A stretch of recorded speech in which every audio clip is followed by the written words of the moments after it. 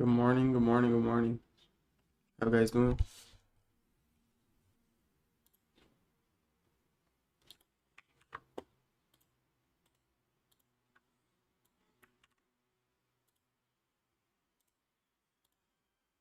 How are you guys doing?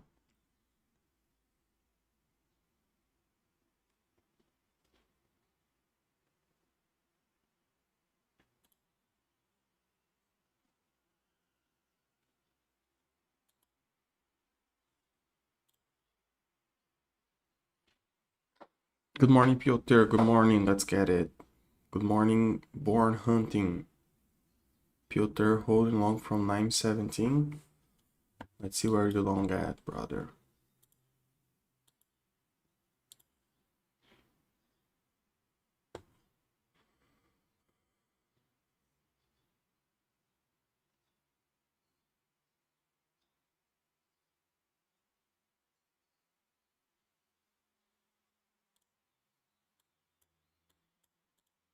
Nine seventeen, good long. Like you're probably going for hundreds of points, but it's already working. Nat, good morning. How you doing? Pasha is more handsome today, kept. Good morning, Mohaj.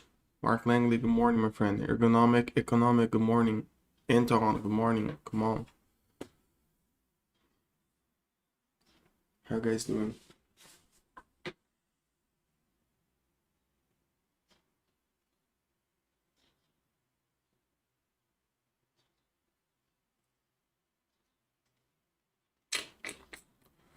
Let's get it.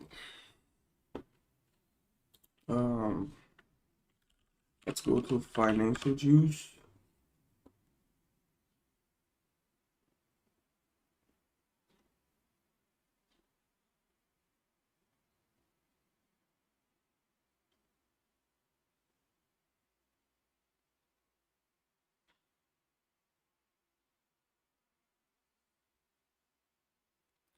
Nothing happening on financial juice, maybe.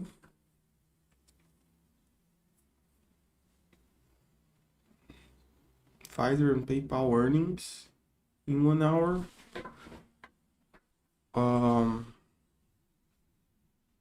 At 9:30 we have US trade balance and Canadian trade balance. And after that, there's a lot of news today, but only after New York session opens. So let's see what happens.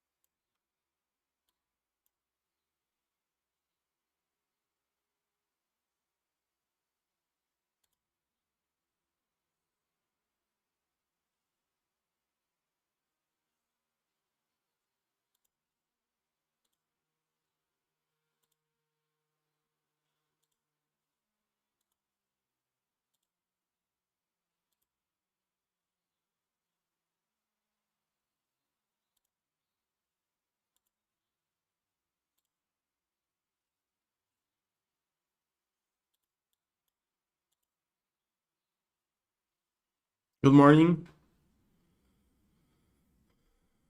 Don't drop only longs. Let's drop this market.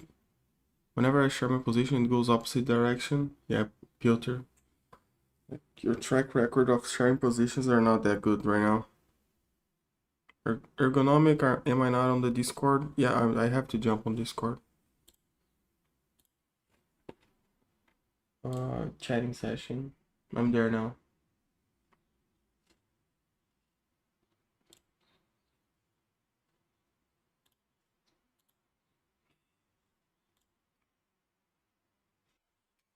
Bro, the sun is on my face right now.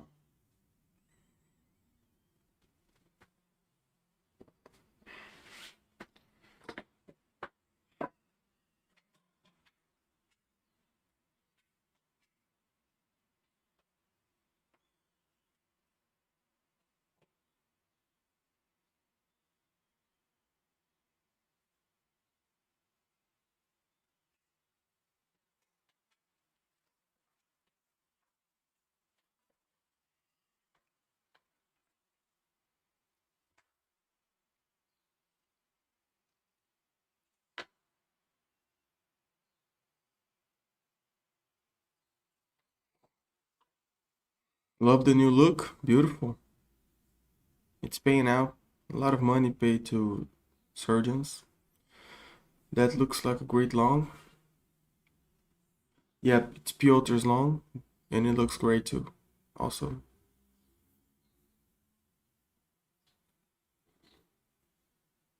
Good morning, Chanel. Good morning.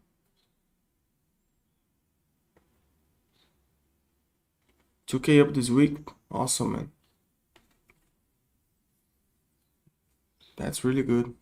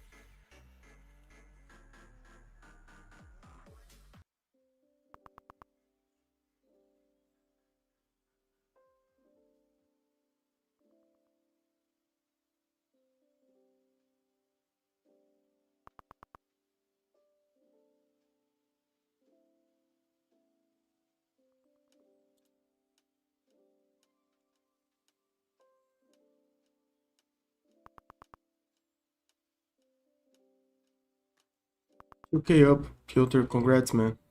Like you're recovering almost all of it. Almost all of it. Piotr, congrats, man. Like you're recovering almost all of it. Piotr, please share your analysis. I'll take opposite directions. Time to shorts. Yeah, right now, like overall, overnight, we had a nice bump up, clear uptrend.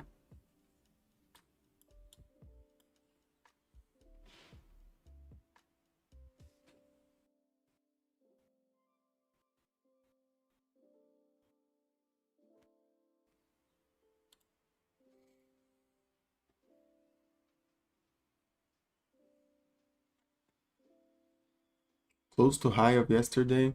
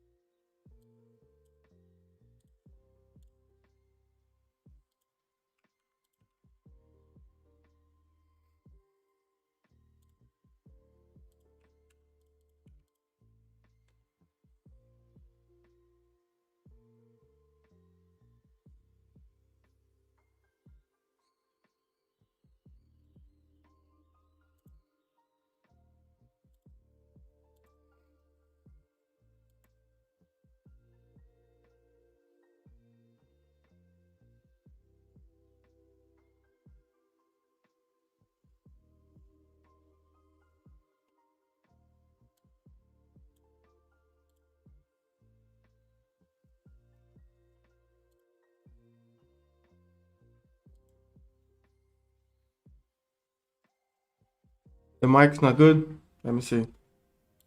Maybe it's because I was far away from the mic.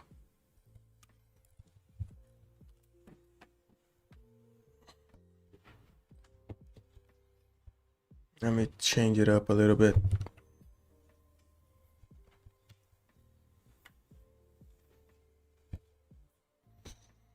I think that would be better.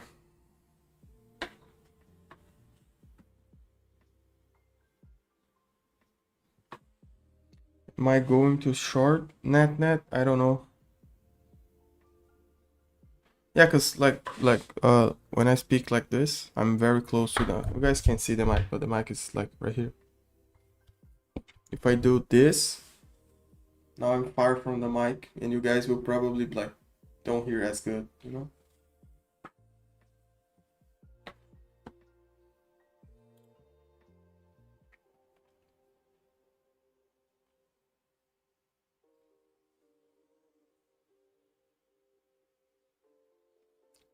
Yeah, sometimes I trade gold. Like on the beginning of the year, bro, we were trading golds like crazy.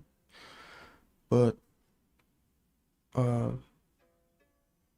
not much the last couple of months.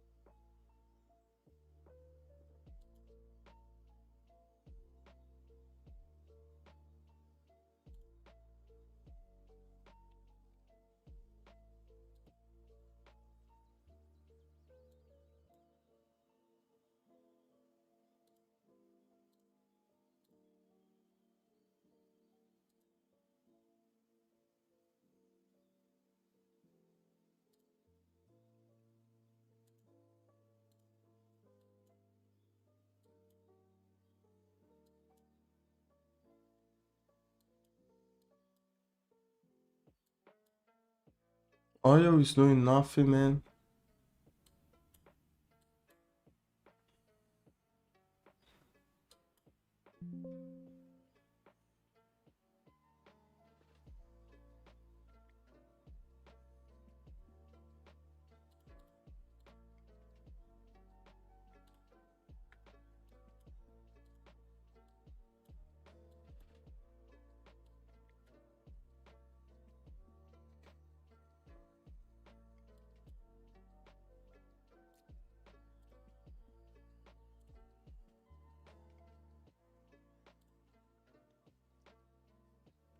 Stay in trading view for a while. When I see if there's any type of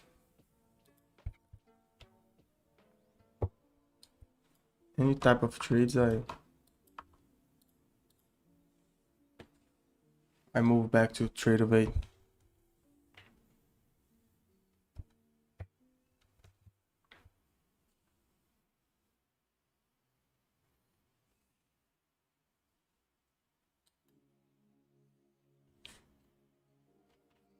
As of right now, not much.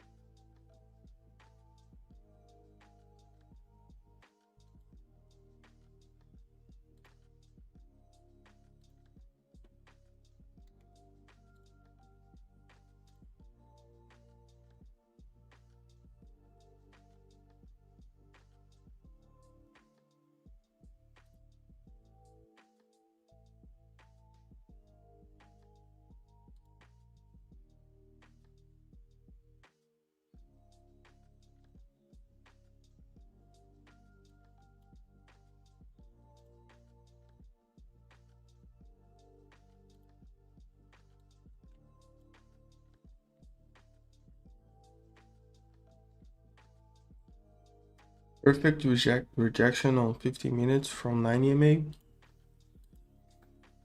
Yeah, the 15 minutes is riding the 9 EMA good.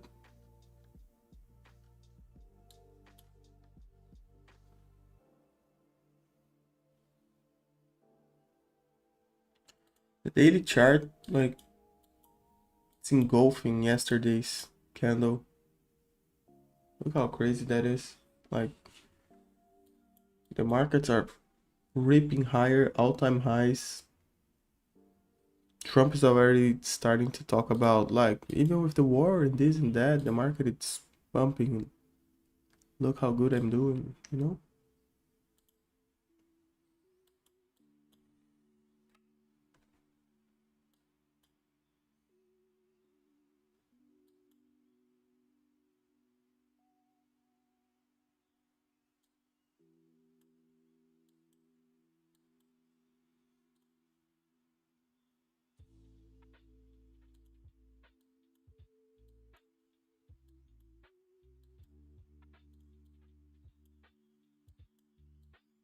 Yeah, on the 1 hour, the last candle didn't have like much of a body, so maybe you can see a pullback on the 1 hour before ripping. If there's not, well, like no news or anything that mixes up the.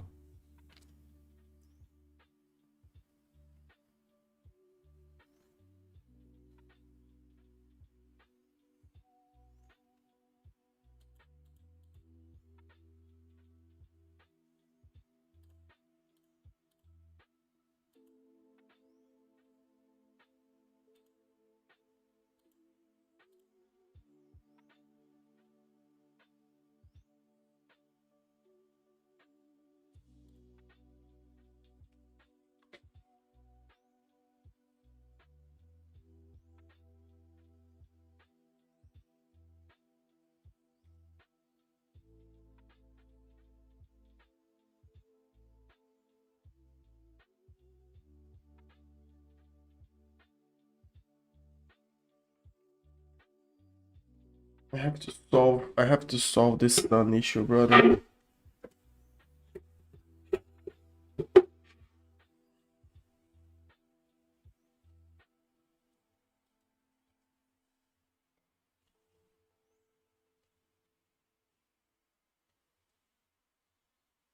Okay.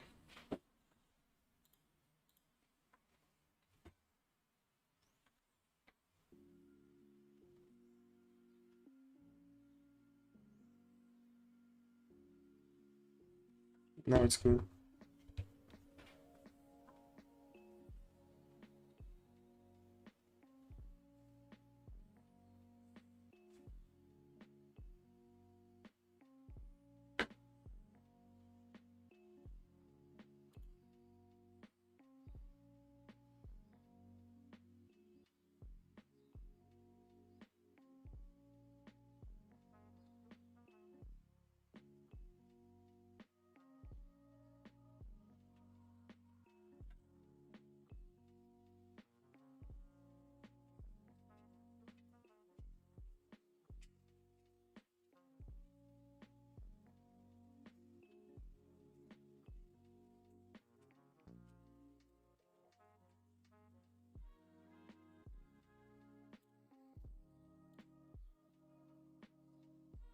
Buyer's day. Sorry, buyer's day maybe. Yeah.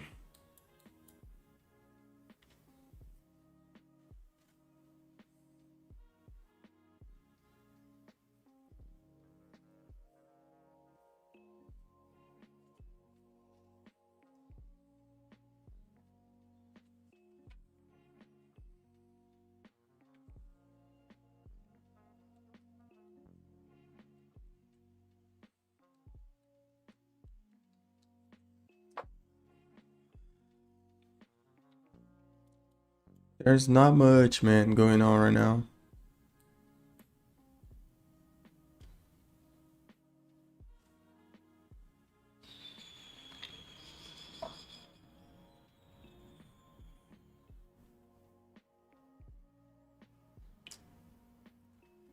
Going to get coffee, man.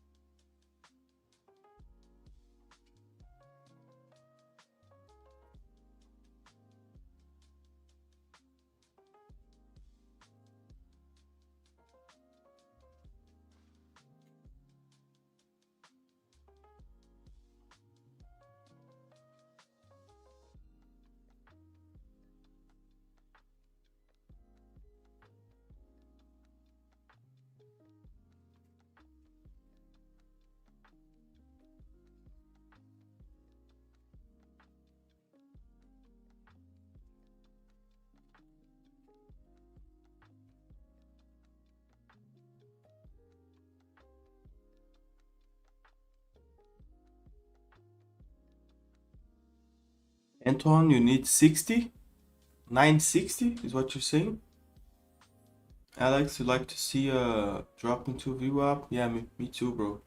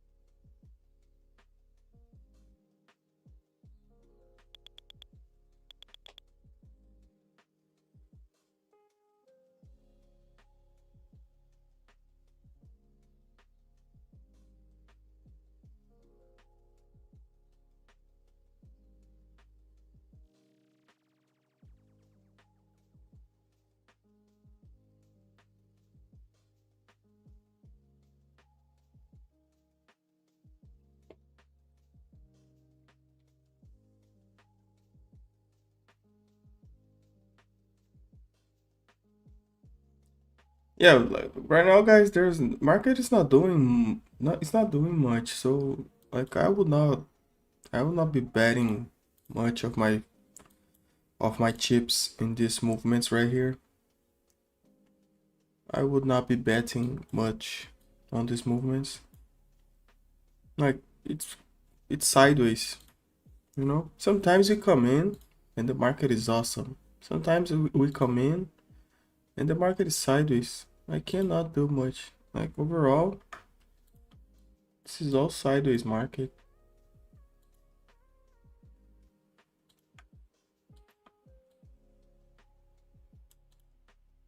It's all sideways action, you know? Like, you gotta be smart about it. Like,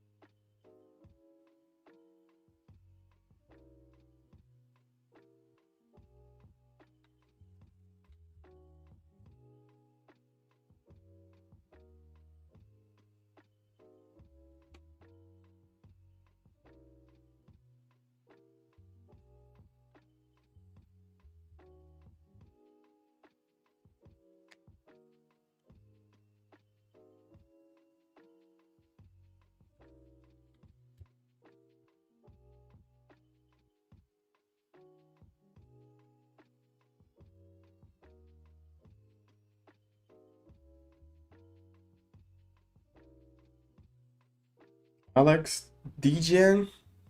Bro, your name is problematic.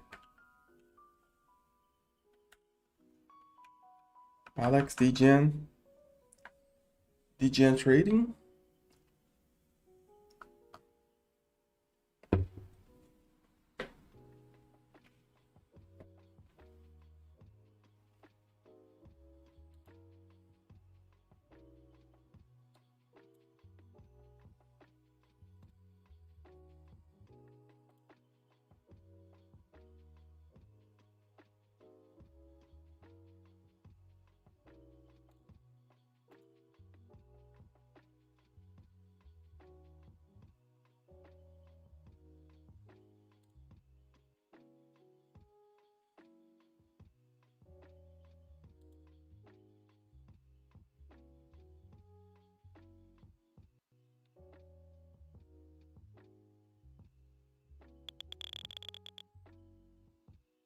Yeah, big push.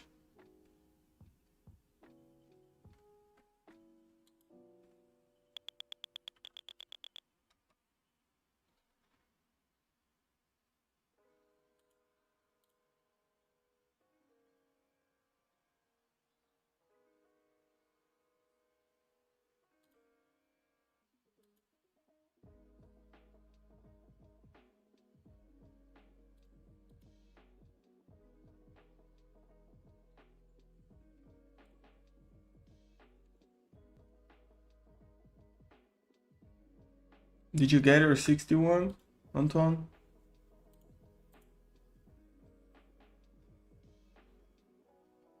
Malhaj? You stop loss market, killing my account for nothing? Yeah, I wouldn't trust it. Even if this push right here, like even if it breaks all-time highs, I'm not interested.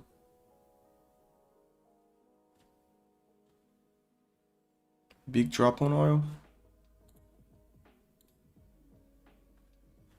Yeah, oil is not like oil also is not that pretty.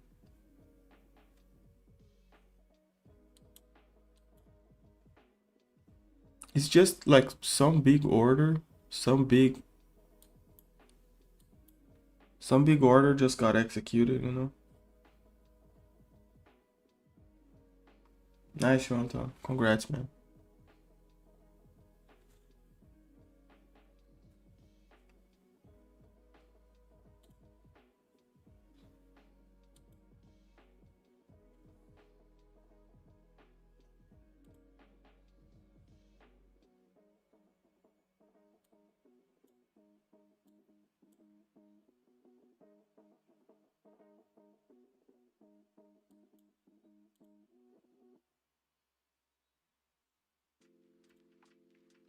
Nice. Nice, congratulations on the trade. The longs were like, if you're going to bet to one side, it's to the long side, you know?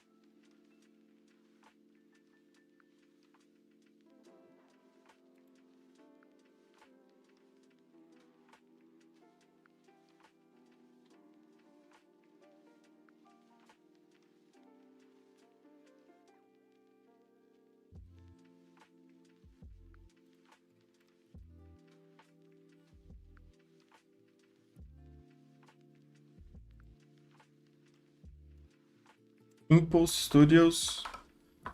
Market trying to pick a direction by slowly grinding up. Maybe, yeah.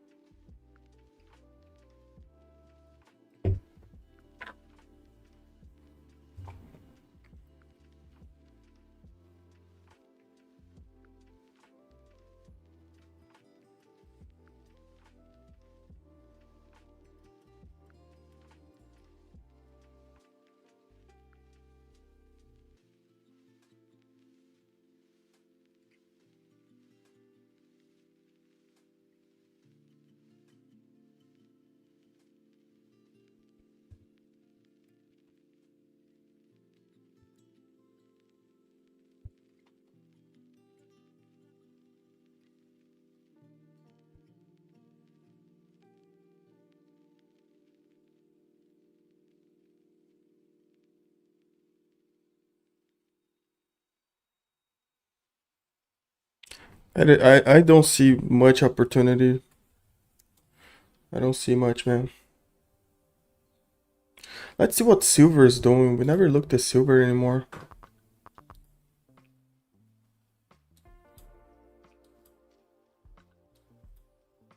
Yeah, bro, silver crashed like crazy. Do you guys remember this day right here? We were trading already together, January 3rd, 30.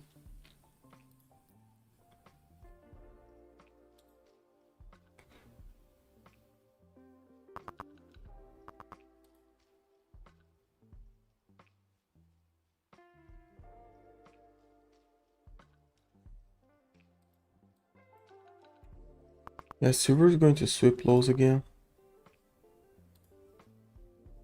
Double top on the 1 hour? On NQ? What you talking about? Uh,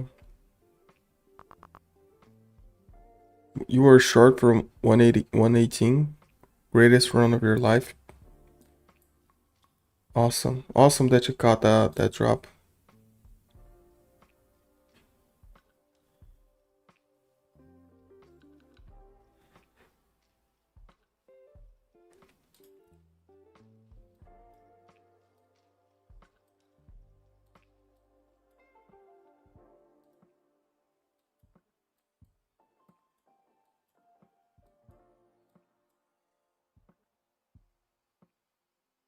Luckiest. Yeah, maybe this. The luckiest also.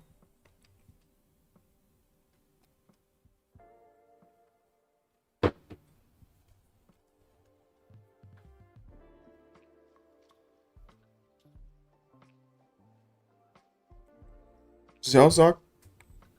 Morning, Leo. Nice cap. Nice cap, man. Do you guys like it? It's like, it's my work. How can I say?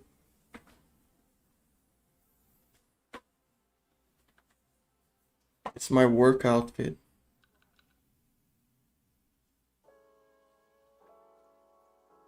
You guys can get the cap and rip the brand, rip the trade titan. You can be a trade titan.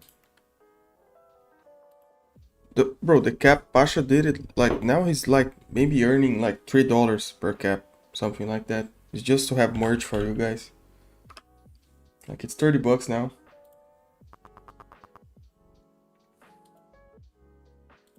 Let me send a link on the description. You can go to pashairl.com and you can buy and order. It's 30 bucks the cap for to be part of the Trade Titan community. And the cap's very good, man. It's very well made. Greedy Pasha, yeah, making $3 out of every cap that got sold.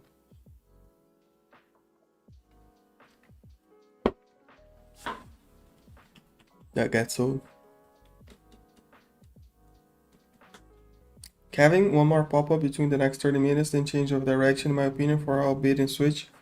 Yeah, like this looking like this right now looks like a sweep of highs.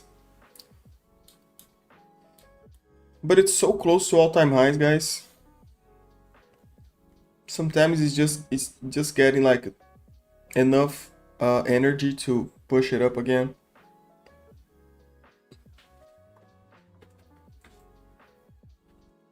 Definitely worth it. Yeah. Yeah, the caps are awesome. Bro, I went to the United States just to get the cap because they don't send to Brazil.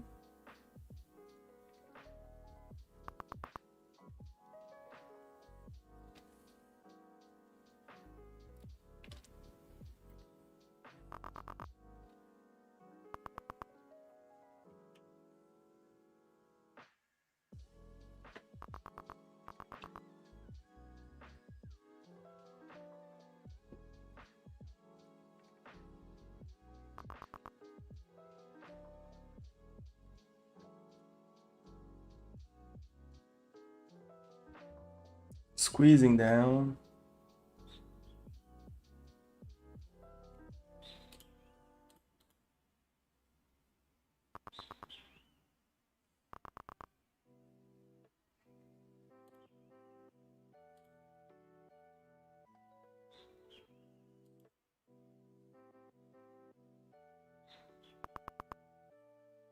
A lot of sellers else right now, bro.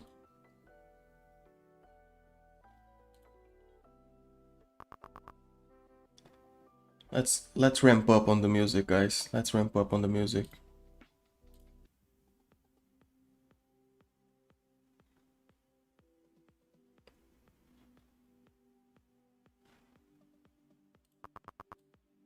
We need to wake up. We need to wake up this market. Let's ramp up on the music.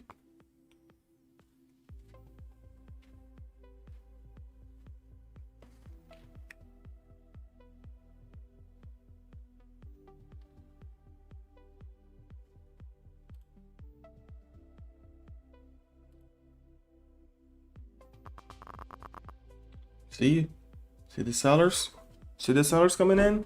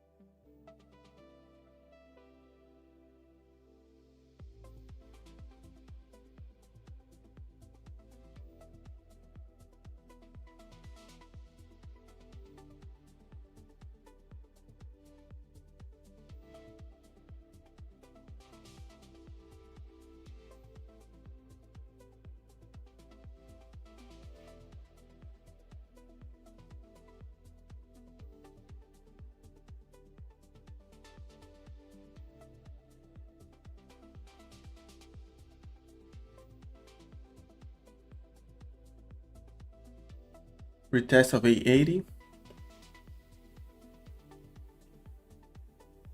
Yeah, the trend is up. It's moving up, and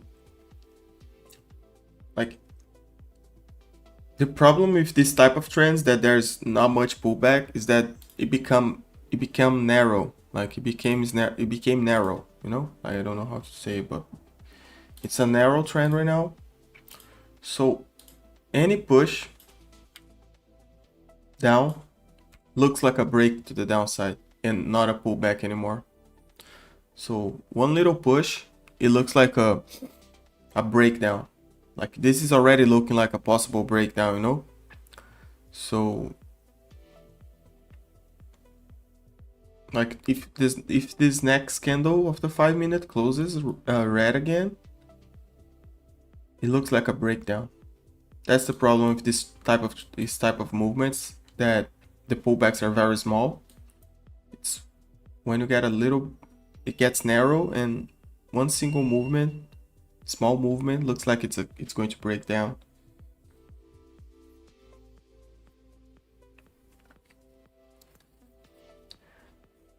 Now 931.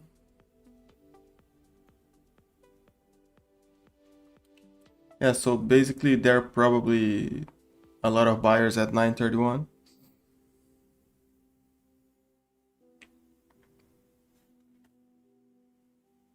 Yeah, it needs volume.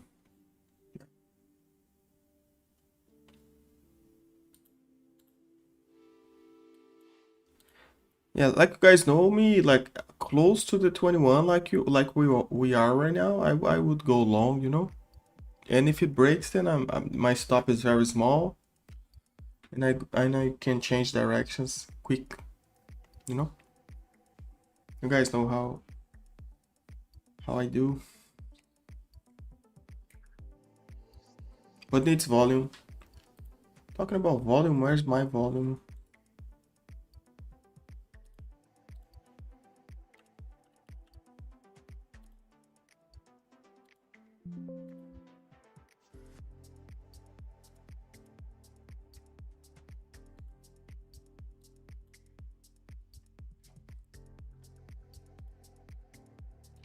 So there's buyers here.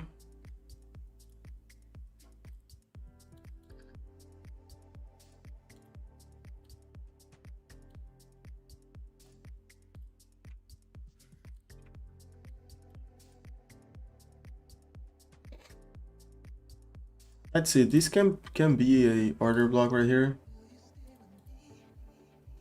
This formation, this two candle formation here is like a very bearish formation. We can see that every time it breaks highs, there's sellers, there's no continuation. It's slowly grinding up, so maybe a pullback of this movement, the all overnight movement can happen. I'm going to try to go long here.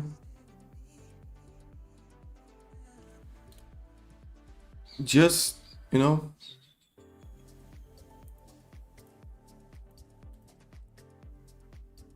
just because it's respecting the 21. So if it starts to go up again, I want to be in, but I'm too late on this trade.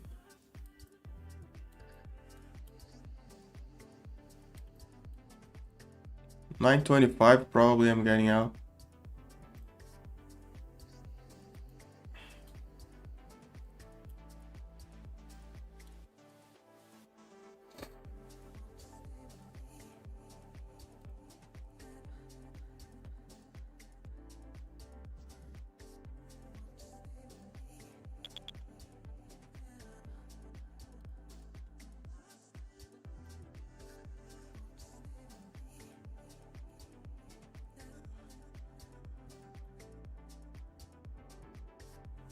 Like if it sweeps down, I'm out.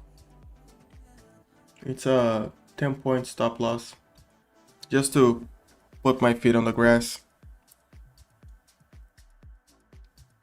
What do you guys say? Dip my feet in on the water. Darby, I've made 600 for buying POC and selling at value high. Draw a fixed range volume profile from last time. I think you could change your strategy. Bro, I traded. I used traded. What can I say? I've used volume profile, and like all strategies, it has its flaws. It works very well when it works, but it sucks when it does not work, you know? So the main thing that I've learned is that every strategy has its flaws, and when you trade it like it has no flaws and it's perfect, you're going to like make huge mistakes, like risk management wise.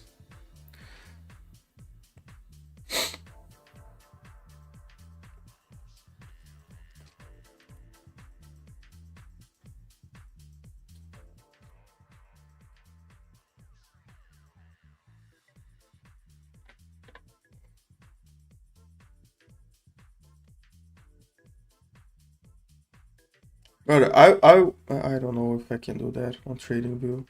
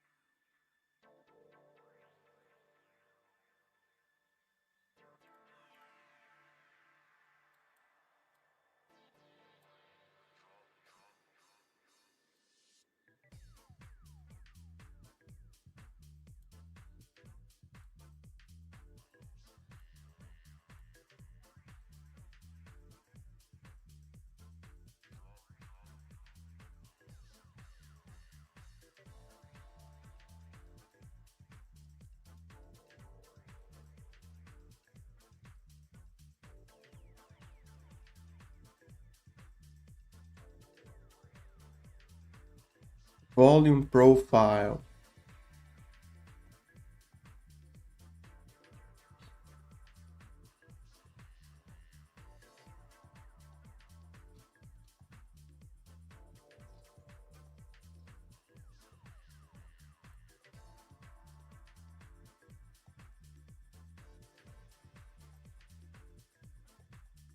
You see, like the thing is,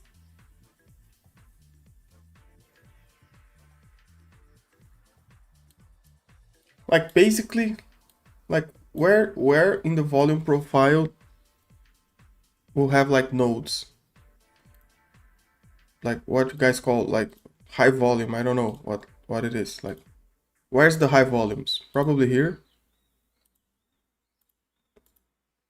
Probably here. A little bit here.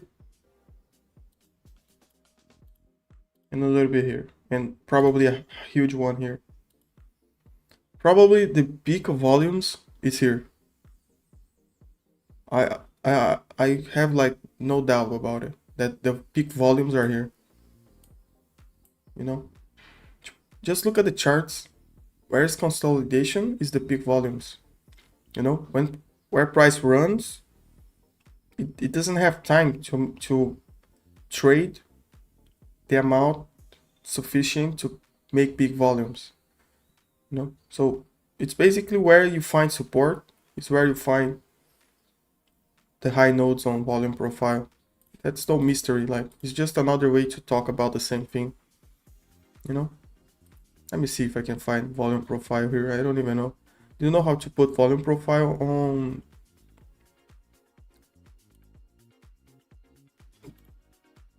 Yeah. Look what I just draw. Like look what I just draw. Like the biggest volume is on this box. There's a huge volume here. There's a huge volume here. There's one here. And there's this peak here that I didn't consider, but there's this one too. You know?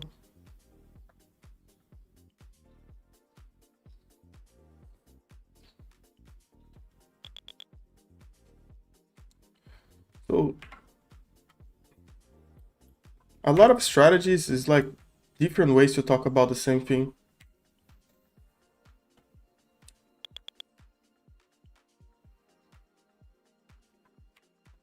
I like to match, you know? I like to match things.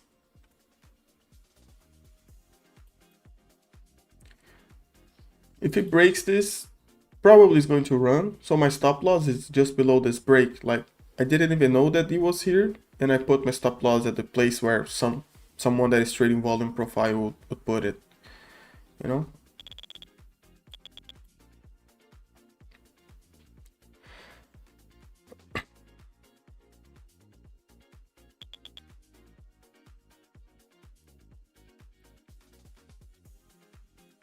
I can leave it here.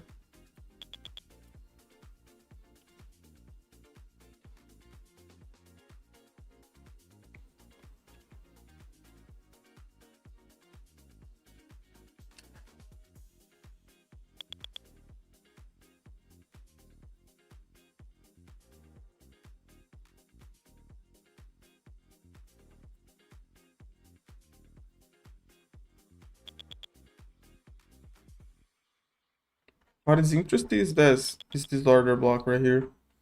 This one I actually impressed, you know? Like how the heck do I mark out the body of this candle right here? And somehow is that zone like is where you find resistance, you know? Like yesterday we got some shorts out of it, no, I did got some shorts out of it, I'm lying. But like people could have taken shorts out of this order block beautifully, you know?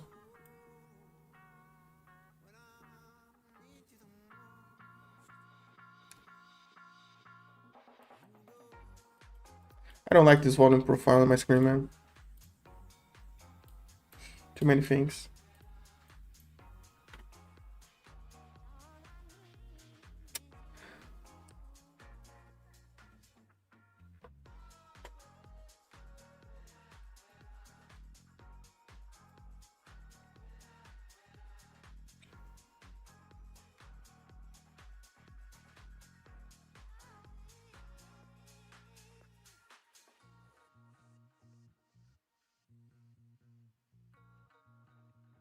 Good morning, Ren. How you doing?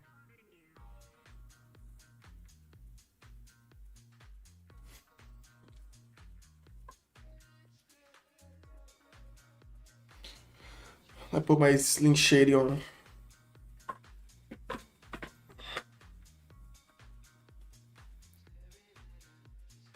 Let me put my Slim Shady on.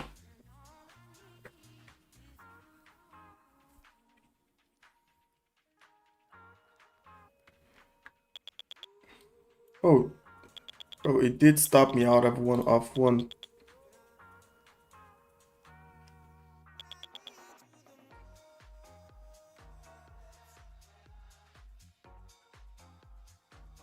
It's never easy for Slim Shady, bro. Slim Trader. Shady Trader.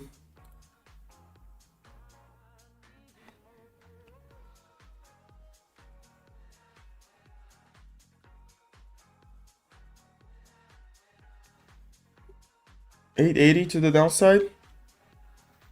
I can see that happening.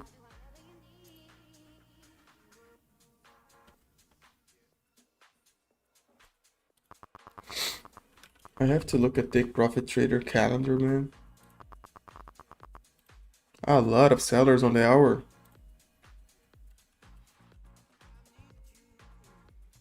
A lot of sellers on the hour.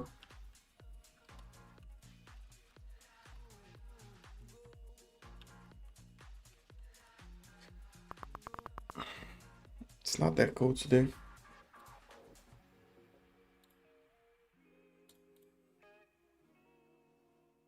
Nah, only Friday. Friday there's no farm payrolls, and on Tuesday there is CPI.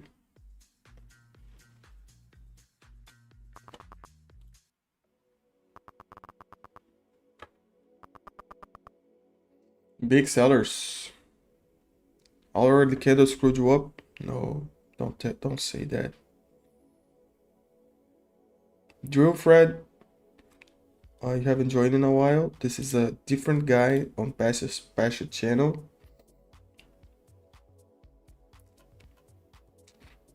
Oh, your last message was January 7. Yeah. Brother, Pasha, I'm Pasha, bro. I went to Turkey, got a little hair. I went to Fiji, got a little tan. Then I went to South America and got all these redone. And I look awesome right now.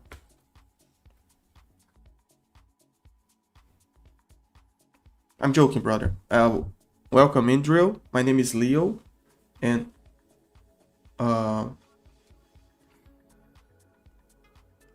I assist Pasha. And this is like on the title, you can see this is NASDAQ London session with Leo.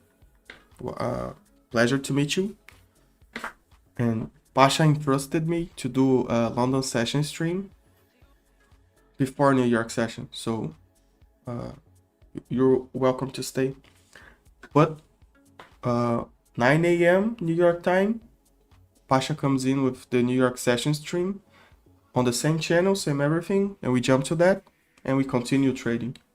You know, the intention on this stream right now is make you guys company, because we know that some of you trades London session, and we wanted to give you guys a stream to follow while you guys are trading London. Like, we know that the majority of people trade New York session, you know, but we're trying to do that. And like Andrea just said, just hit the like. If you guys hit the like, we can come back every day. If you guys don't hit the like, we cannot come back. My mom won't let me go back, you know. My mom gave me a goal of 100 likes every stream. And if I don't get 100 likes, like today you guys are lacking a little bit, gotta be honest. She won't let me come back, you know. And you cannot disrespect your mother. When I don't come back with 100 likes, she's like very disappointed at me. And market's pushing down. Like, we're yapping and market is pushing down. I'm gonna give you guys the goal again. I'm gonna give you guys, because I believe you guys. I believe you. I believe in you guys. You guys are going to get the goal again. Look how much technology we have right here to do the goal. It's a little bit off. It's kind of nice right now. You guys have that goal right now. My OCD won't let me just put it. Like, it's kind of looking good.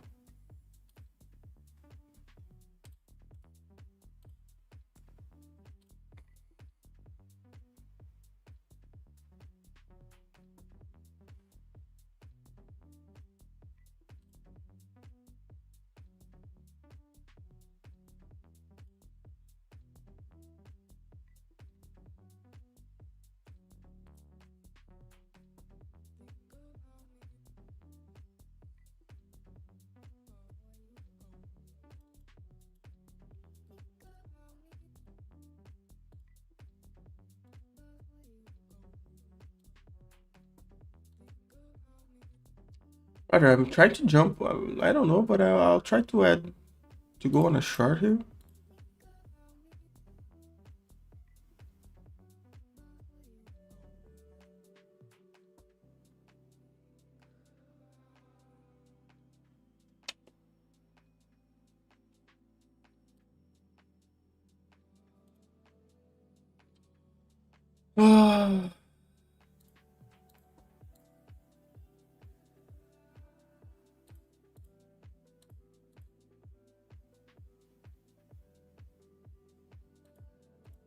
A little scalp just before this.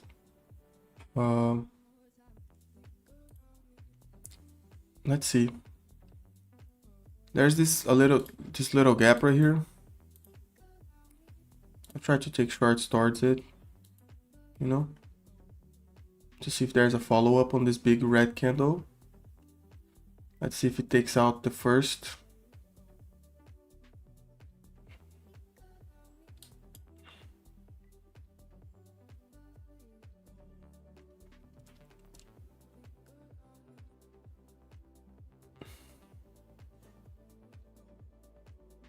It needs to break down a little bit more. It took out the first. With 10 points, it took out the other. Try to take out at 901 the third one. Let's see what happens.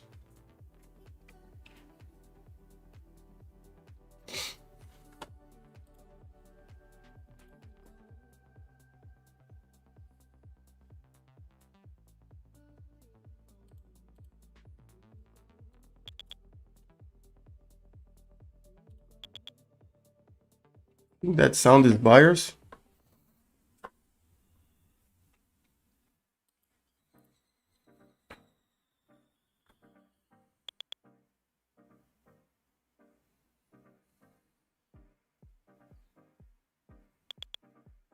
I think this sound is buyers, man.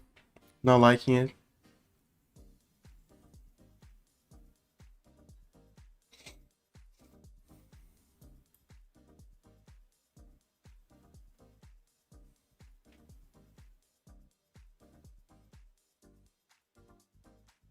Yeah, we got the crossover on the EMA right now, so maybe we take this trade with a little bit more confidence.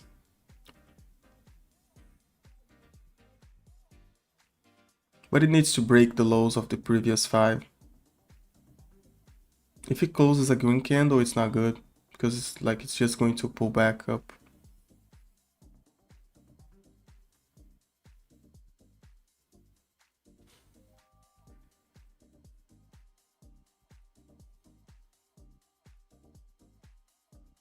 Just a little sweeparoo, man. What you guys doing?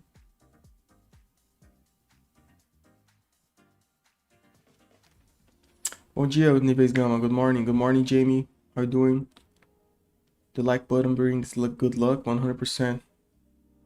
I was like, Pasha looks different, yeah. Pasha looks younger now. Bro, I'm almost same age. He's a little bit up, bro. From the army. From the navy, sorry.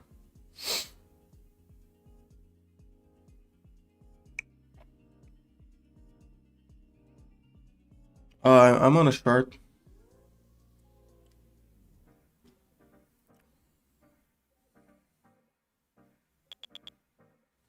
A lot of buyers popping in. I don't like that. Probably going to, I'm going to cut out this short. I'm going to wait to see if I get a better short at 9:30, 9:25.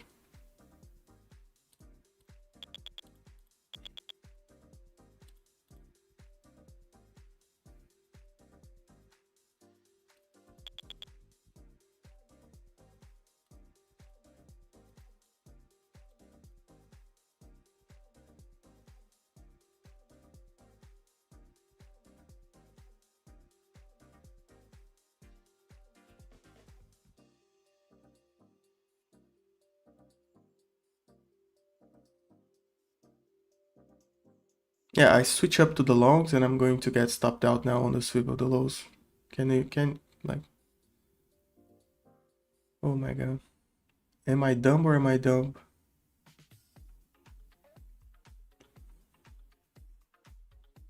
I was like, bro, if I'm waiting to go for the 9 or the 21, I better go long and take trades out that. Let's see. Yeah, now I switch up to the long side.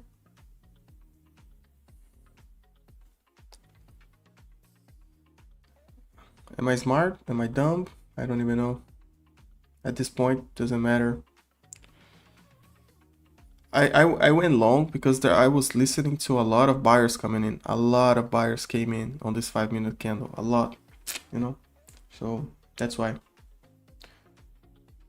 The buy entry is not so good, yeah. I just wanted a little pullback on the EMAs, you know?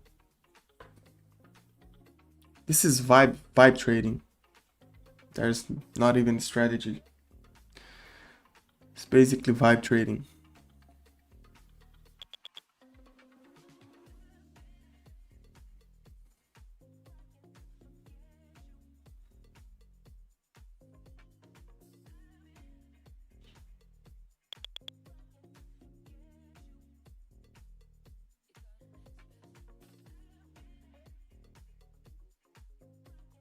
Yeah, I don't like this. Like, it's trying to go my way on the shorts and on the longs right now. It's trying to go my way, but it just doesn't have the power to go.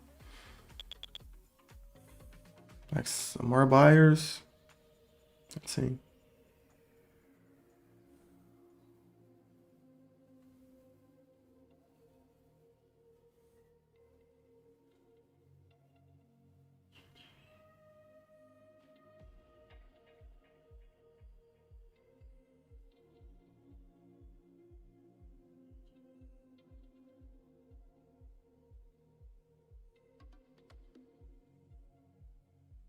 Yeah, oil is pushing up again. I'm bailing off this long.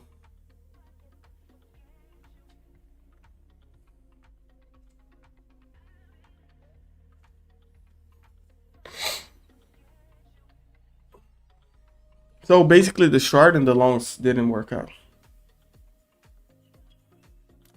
Yeah, I need to be friends with Trump. Like, bro, I would take trades if he told me what he's going to do. 100%, I don't even care. Wait for 9 EMA for the shorts.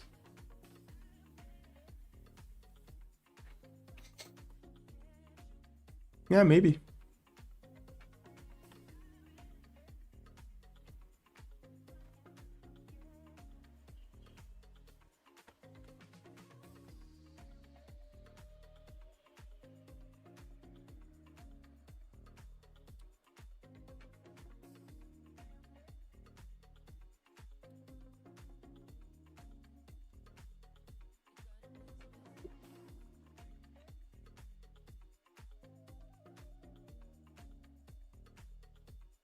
Lag span, your longs. Okay.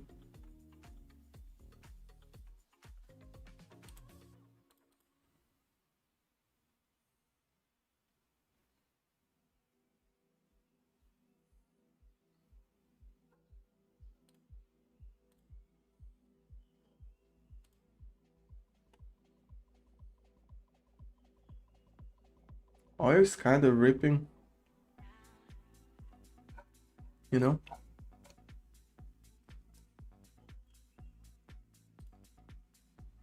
I'm going to re-enter on the shorts, guys. Like, I believe we can break this down.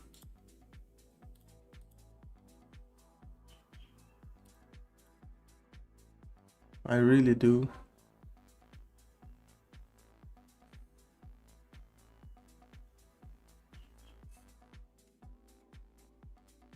Yeah, now I'm comfortable on this trade. Like, this is a trade that I would take like easily. Like, it's a breakdown, a little bit of a pullback, and another red candle without the pullback being any type.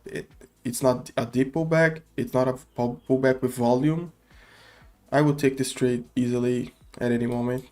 I just don't know if the target, if the price action is strong enough, but I would take this trade easily. Like, this is actually like the first real trade that I'm taking. The other ones was just like whatever.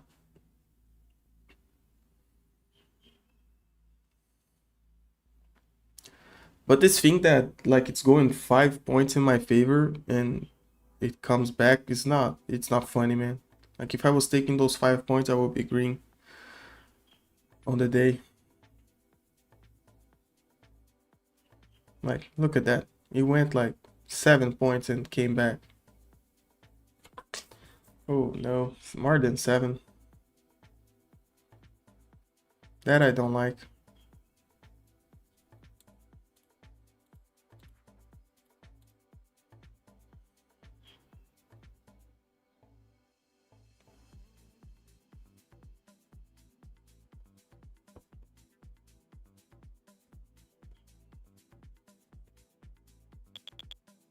Yeah, a lot of buyers.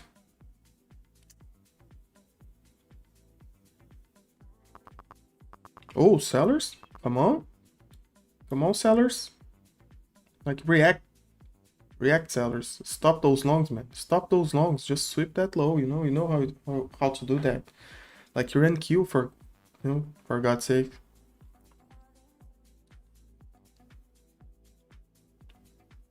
Like, don't forget who you are. You are in queue. You are the sweeper of the sweepers, you know. You're at the tip of the spear when it comes to sweeping. Like, you're the one, you know, that we go to if we want something to get swept, you know.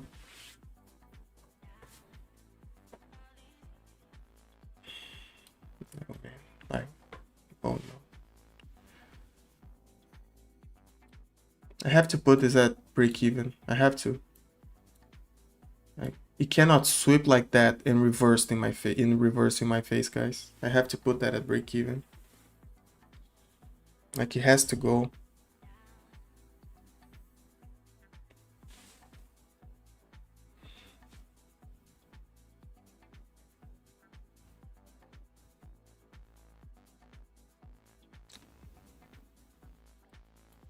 Take the first out, okay. Take the second one. The sweeper of the sweepers, man. The sweeper of the sweepers. 901.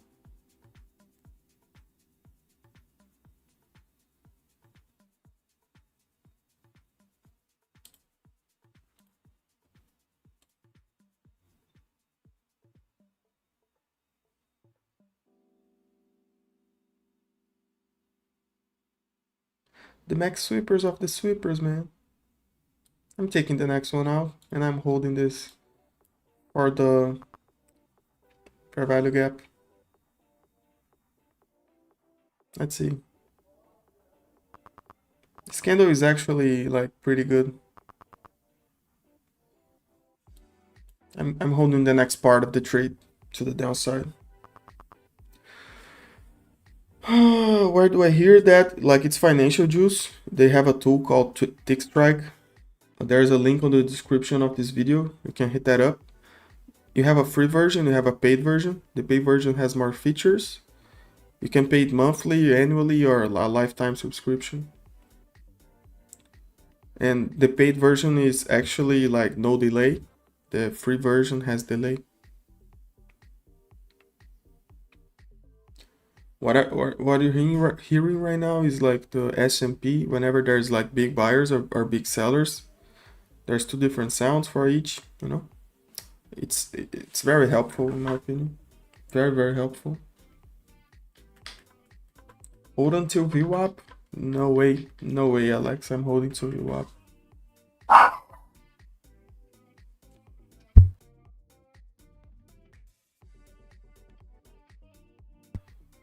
Like, I probably get stopped out.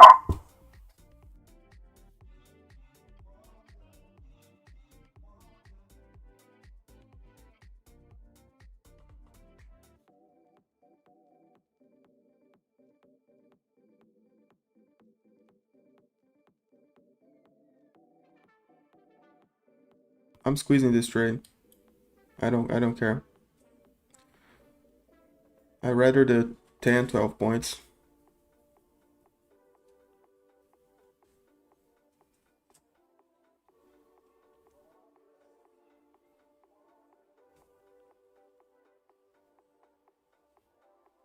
Okay.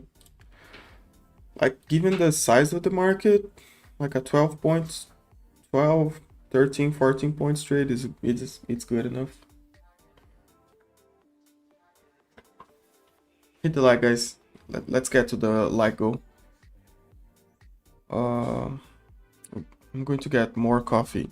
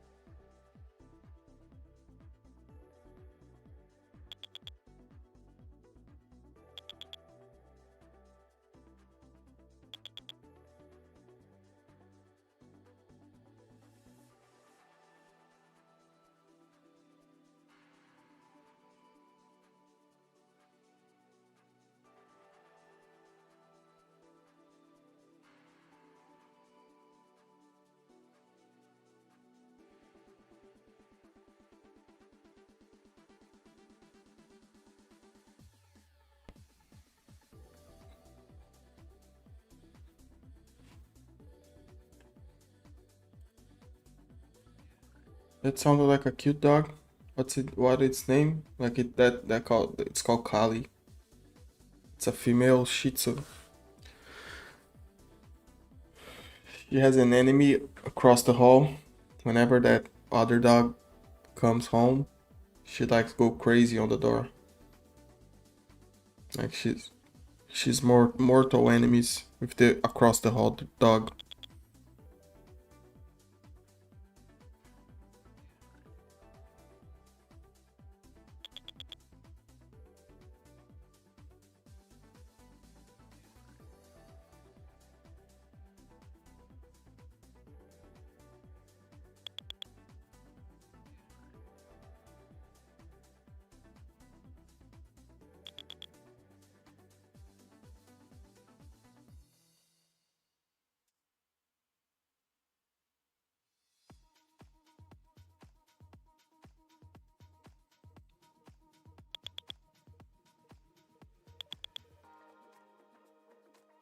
Yeah, a lot of buyers.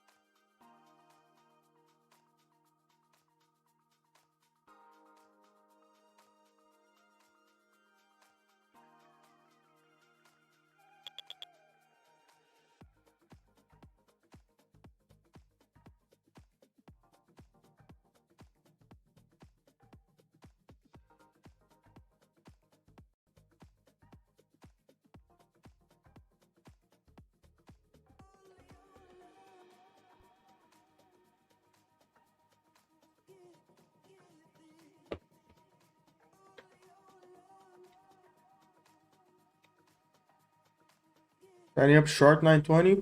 Yeah, I'm trying to enter more shorts. If it breaks the 21, I'm out. It's basically that.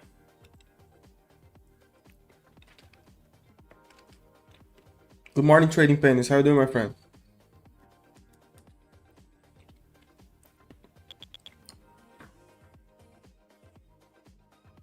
Now it's just a matter of does it respect the 21 or does it break the 21, you know? It's just a matter of that.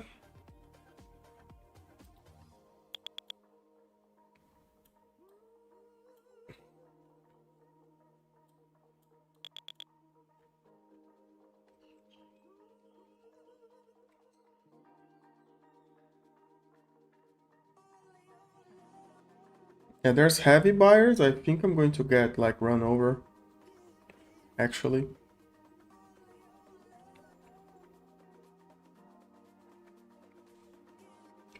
I'm good. I'm good.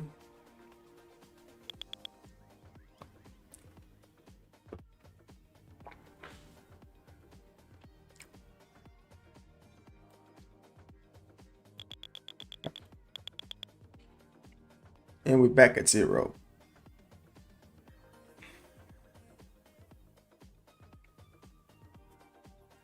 And we're back at zero.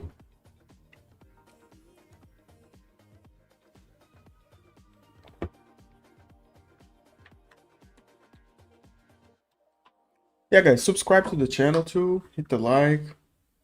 All the links that you'll ever need is on the description. You guys can join the Discord.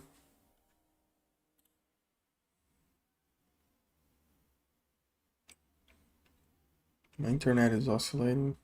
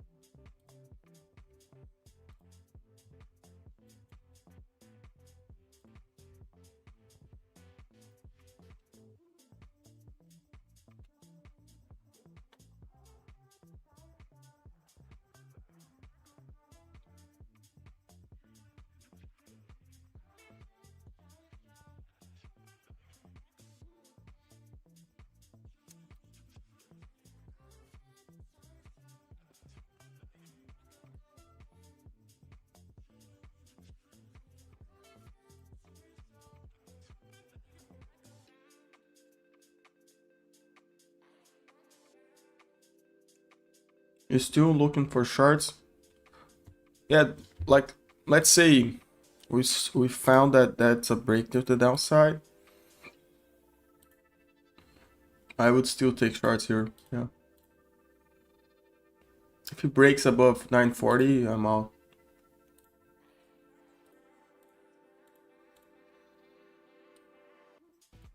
I'm still more inclined to the shorts, but like their buyers are heavier, man.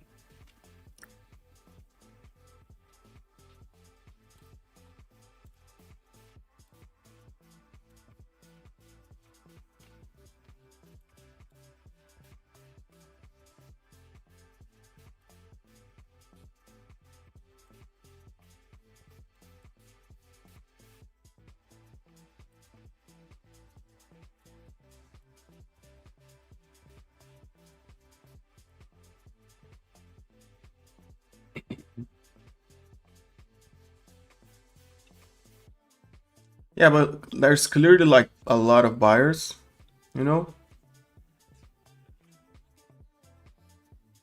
There's clearly a lot of buyers.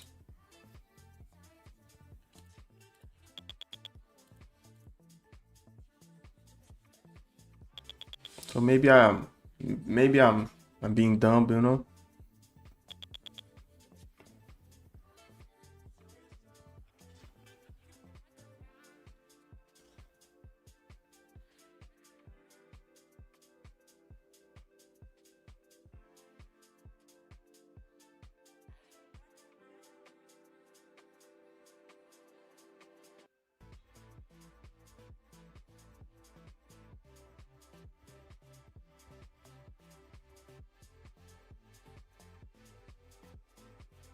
I'm only taking these trades also because, yeah, that's a lot of buyers, man.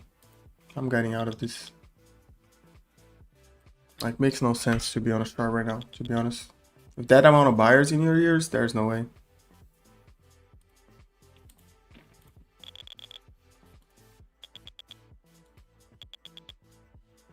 Not at this level.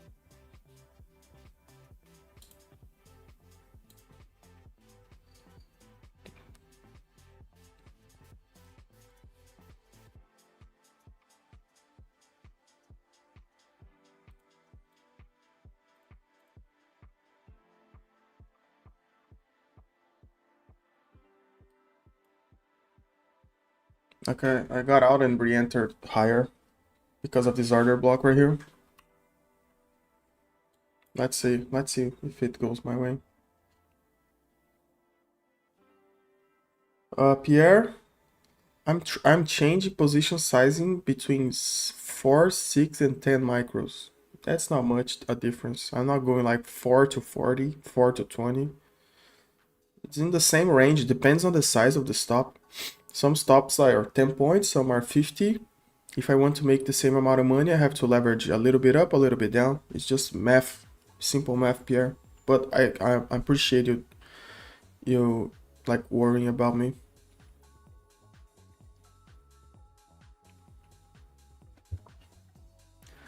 Gold futures, you have to type GCM6 for the full contract, or MGCM for the micro contract. Like, brother, if you're not finding that, like, there's no way, bro. Like, it's here, you know? MGCM E micro gold.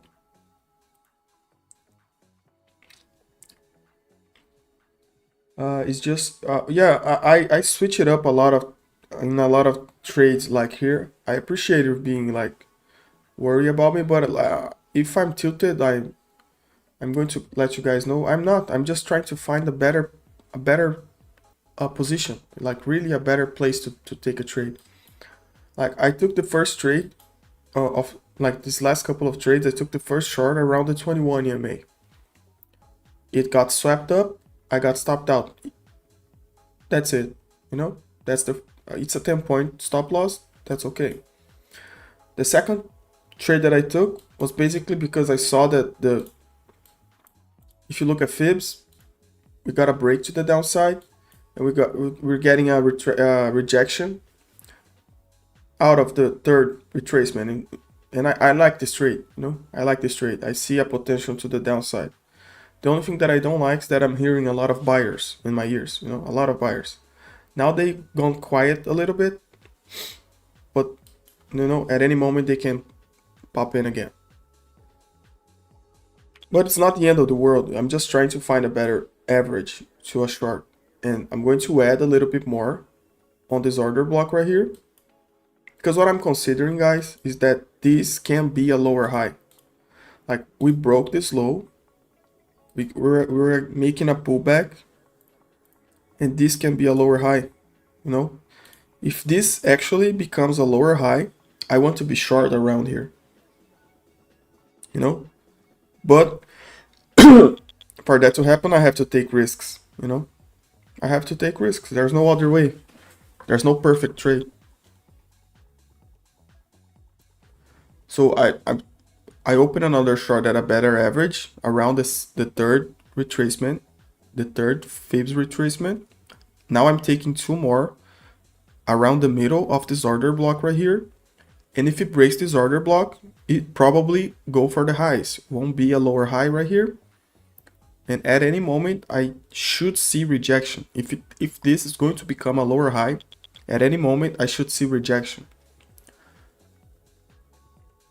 This can be a trade that is not going to work, you know? It's just like that. But I'm thinking all of that like in a split second, you know?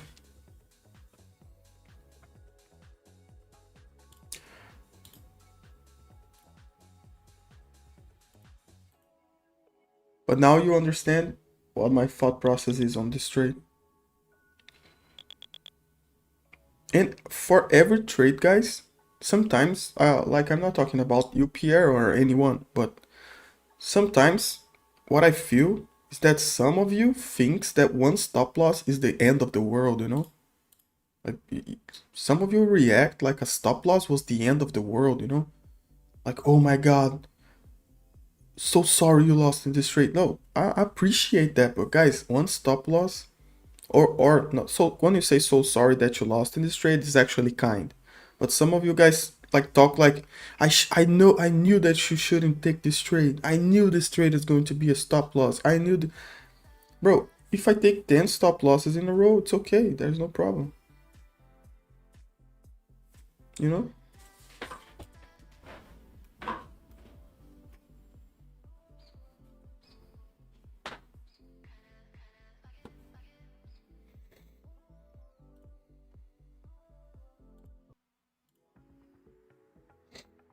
And welcome in everyone that's coming in. My internet's kind of bugging out, man. Welcome in everyone. Like, I'm playing like this will become a lower high right now. That's what I'm trying to play. And if it breaks up, probably above 950, I'm stopping out this trade. You know?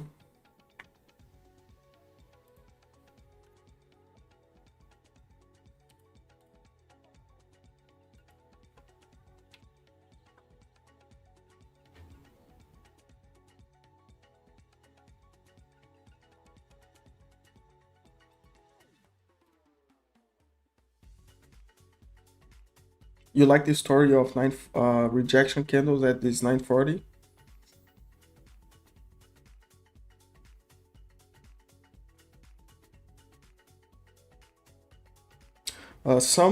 Johnny Guapo, some look for the perfect trade and a stop loss feels like a defeat rather than a tool. Yeah, that's a right way to look at it. Like, a stop loss is a tool to protect my money. It's not a defeat. Because let's say if you have a very good strategy and your strategy wins 80% of the time. But don't forget that 20% of the time you're going to get stopped out. So every 5 trades, one of them will get a stop loss, you know?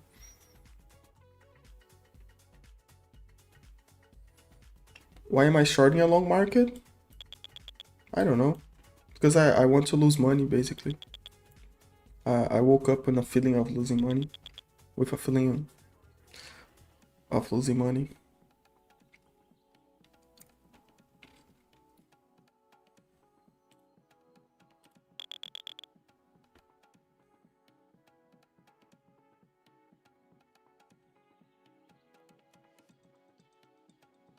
And I can be very much wrong here.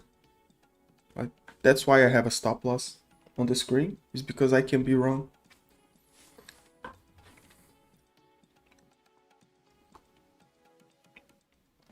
Like, it's an odds game, guys. Odds game. Trading is an odds game. Like, it swept highs 5 times. 1, 2, 3, 4, 5 here. It broke lows.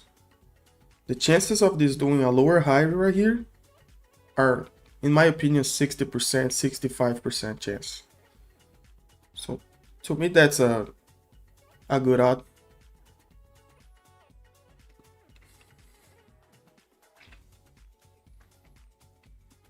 You know?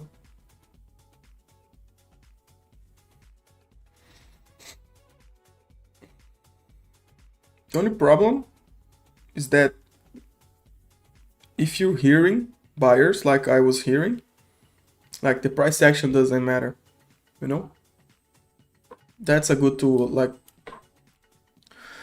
if in this candle right here, I was hearing a lot of buyers, constantly buyers on tick strike, then price action doesn't matter that much, you know?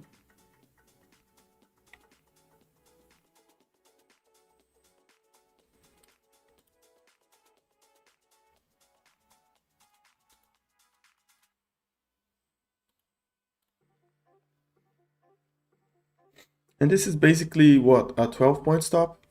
Now, I'm all of my positions in. I have my stop loss where I want. I'm with my average where I want. And this is a 12-point stop loss. Like, 12-point stop loss, guys.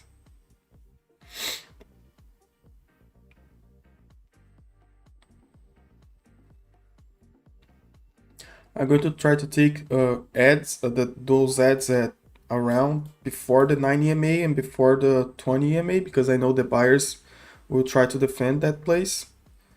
And I'm looking for like a push down again. So whatever happens, like, it's out of my hands right now. Like, now it's an odds game. Unless some breaking news happens, and then I'm wrecked, you know?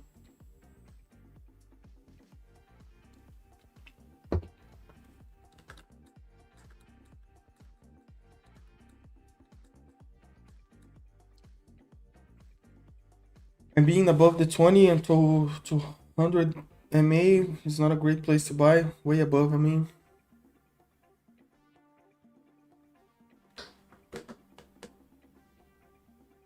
Yeah, if price is like, I'm not with the 200 EMAs on the screen, but I try to maintain a clean trade system for the stream. But let me put this right here.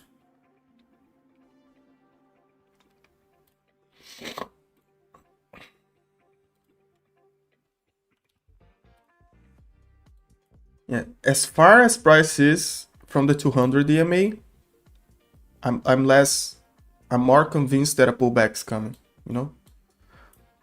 That what you said is actually true. Like, it's not a rule, it's not something that it's 100%, but on an uptrend, let's say, if it gets way if the distance from the 200 EMA, it's great, like, it's big, like it is right now, I try to look for signs of reversal, you know? Fima, how you doing? You taking shorts too? Beautiful. Like, let's hold hands and pray, basically.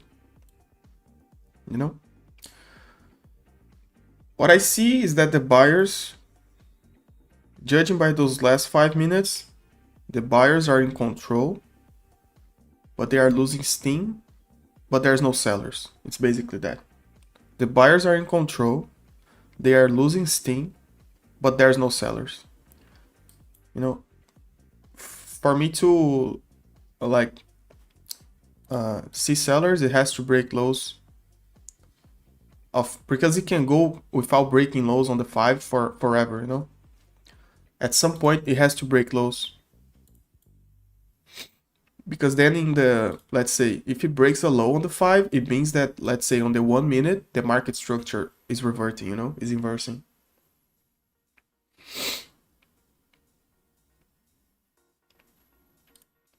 And the first market structure there is going to change. Is the 1 minute, then the 2, then the 5, then the 15, then the 1 hour. You know, that's how it works. So when you're on a short, it's important that the first thing that it happens is start breaking lows of any time frame that you are. Because if it's not breaking lows, it's not going down. It's not even showing that it's wanting to go down, you know?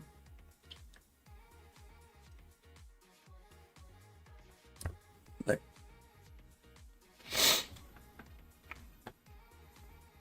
yeah, and probably around 9:52, this is invalidation. Like it breaks the orb, it breaks this candle right here that it started this push down. You know,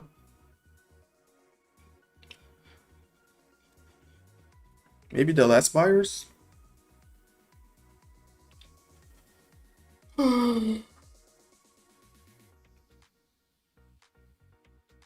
Guys, let's push the like goal. That's what's lacking. Yeah, a lot of buyers in my ears. A lot of buyers. Like that's not good. Like when you start, like when you're at like at this position on the price section, it's close to a breakout, and you start hearing buyers. It's because it's probably going to break. You know. That's the use of tick strike right there.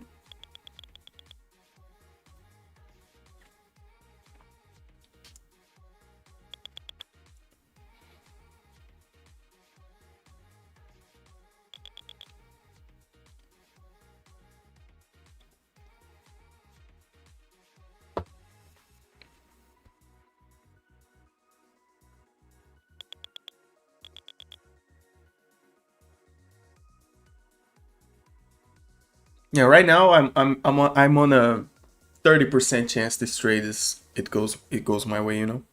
Because when you're close to a breaking point like this and you start hearing like buyers in the direction, it's not good. I guess I could close out this trade and accept the stop loss and protect the money, you know? But like at this it's a 10-point stop loss. Like I shouldn't be worrying much. Um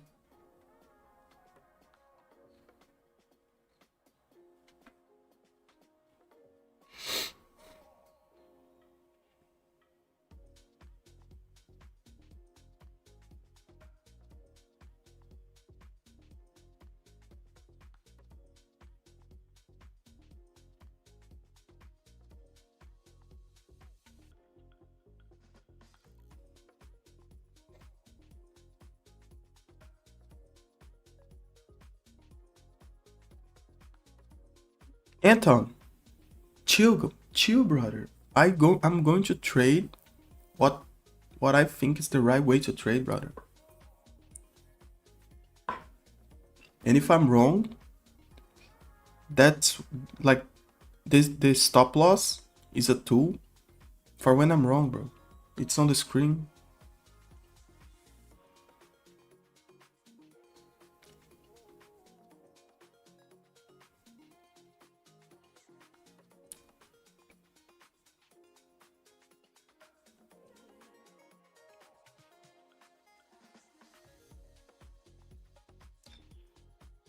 That's I was just saying. I was just talking about that. Some of you act like it's the end of the world, bro. Like it's a it's a 12-point stop loss. Like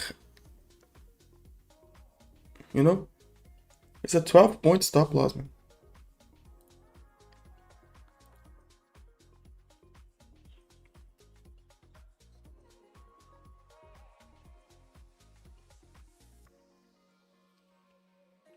And I did a 15-minute presentation of why I'm taking this trade, you know? I did a like 10 minutes a 10-minute rant explaining why I'm taking the trade, all the basis of why I'm taking the trade. So this is not I'm not like imagining this trade. There's a reason why I'm taking this trade.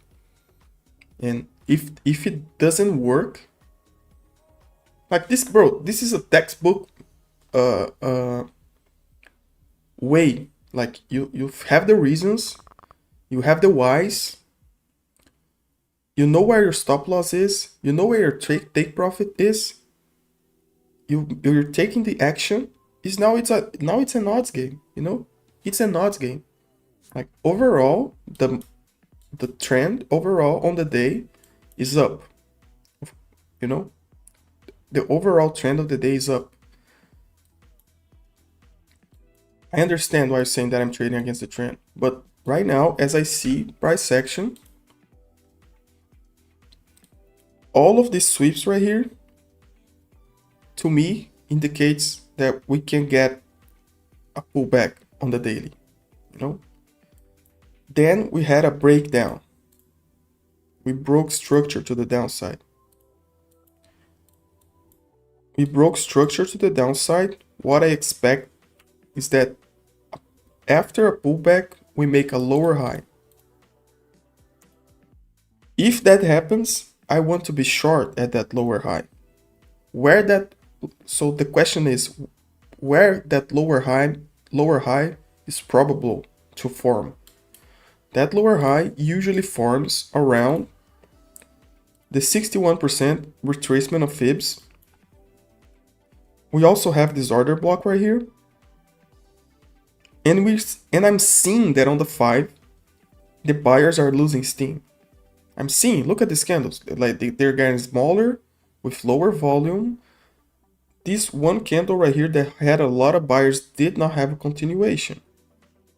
So like it's playing. The chances of me getting a lower high here are increasing. And with all of that, if I'm wrong, there's a stop loss on the screen in case I'm wrong. So I don't know what else to say. If I'm wrong, there's a stop loss on the screen, and I'm going to get stopped out, and I'm going to protect the capital. That's it.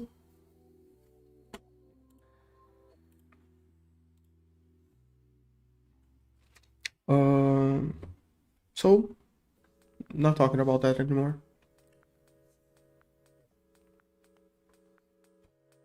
Anton, I'm just like you. Let me, how do I say that? I don't want to be harsh. I don't want to. I'm not like mad at you or anything. But you were open to say what you think about the trade, and I'm trying to explain what I think about the trade. It's just that, you know. Gold is bullish.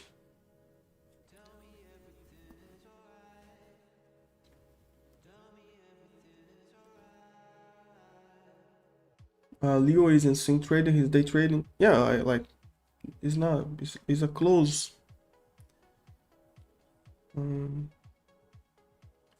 Sebastian, what max size position you recommend for 50k eval?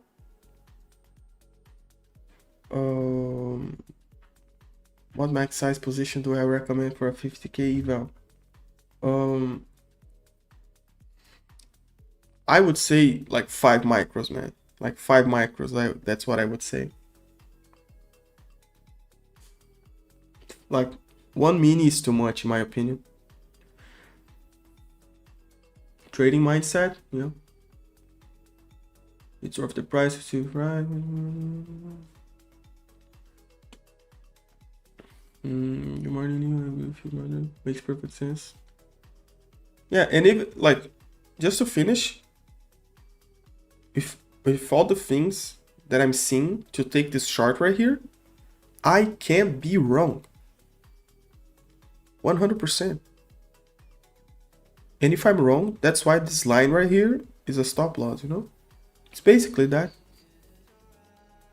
Like, in my opinion, if price goes to 952, I'm wrong. And I'm going to accept that I'm wrong, and I'm going to be out of the trade.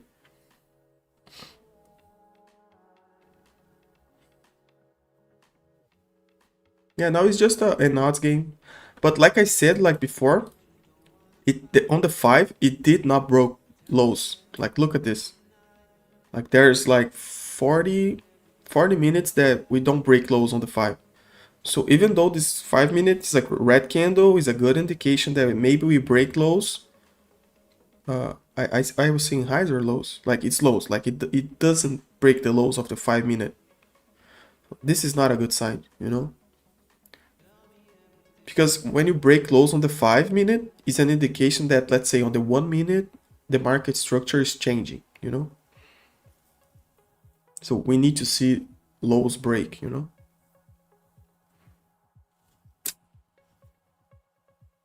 Anton, yeah, we're chilling. Like that's what we need to, like, because let's say if I was making a bad mistake, I want you guys to say, bro, you're making a bad mistake. You know, like I want to, and then I will think about it, and I'm going to like ponder, like, am I making a bad mistake, or there's a reason why I'm taking this trade? And if I don't find the reason, you guys to call me out is good.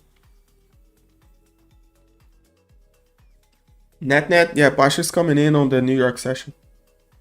Like 1 hour from now, Pasha's coming in with his stream.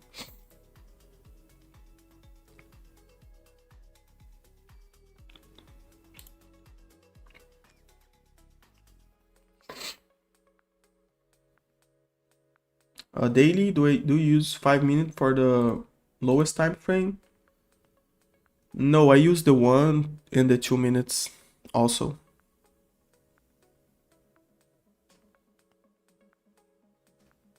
Gotta get through those moving averages.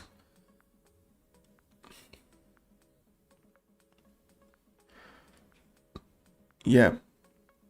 Now, with this 5 minute right here, what I'm thinking is it's prompting, if it breaks those highs, it's prompting a breakout. I'm going to get stop out, you know, because after a red 5 like this, if this is going to become a lower high, the next one has to get a follow through. If it doesn't, if it does not get a follow through, it's prompting a breakout like it's doing right now. So in a breakout with the EMAs switched up to the upside like this, in a breakout, like there's no room, I'll probably be stop out, you know. And this is probably not a lower high, you know. That's the thing. And then I'm wrong, and that's it. Everybody can be wrong. Trump might tweet that he took a dump, and who knows what the market will do. Yeah.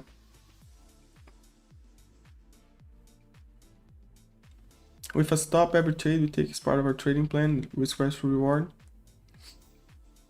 Then the poor trader, how was that? Like you want the real story? The real story is that we were like on the trenches, shoulder to shoulder. The last two who survived of the whole squad, and we made it out alive, and we promised each other that we would become day traders. And we are here right now. But the story that we made up is that I was watching his stream for a long, not a long time, but like 2-3 months. And one time they were talking about silver. I joined the Discord and we talked about silver, and I explained my views on silver. And after that day, like, we hit it up, started talking. Like, we talked some days after the stream was over. We had like basically the same views in the world, like believe much of the same things. It was a good connection, and I started like being on the stream on the Discord every day. And like it was like 5 months ago basically. But that's the story that we made up, because the real story that we're in the, like, we survived Warzone together. People don't believe that. So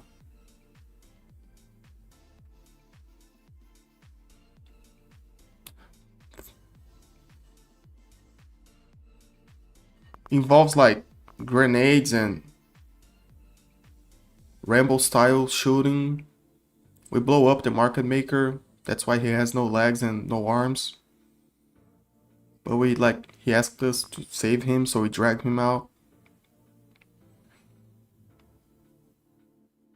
At the end, there was aliens, you know? It was a lot of... So people usually don't believe that, sorry.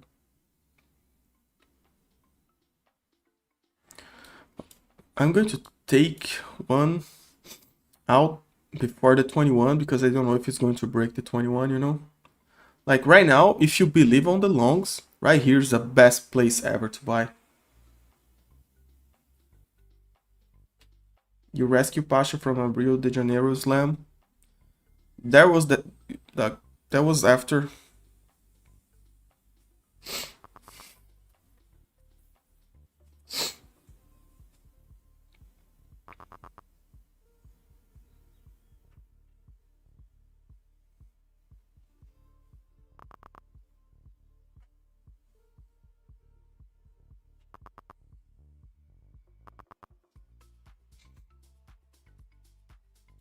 Yeah, I'm gonna take the set tool. Now I have to change the stop loss to 4.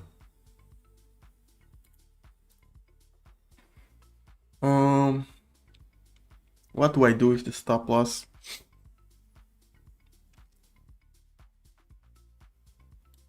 Like if this candle closes red like this, I'm going to drag the stop loss above. Like I can do that right now, maybe.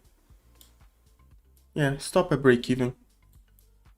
So basically, I don't lose anything anymore in this trade. And if it actually keeps doing a lower high, then it's a nice green trade. But if, like as I said, on the 21 right here, for the people that are believing on the longs, is the best place to long. You know, best place to long.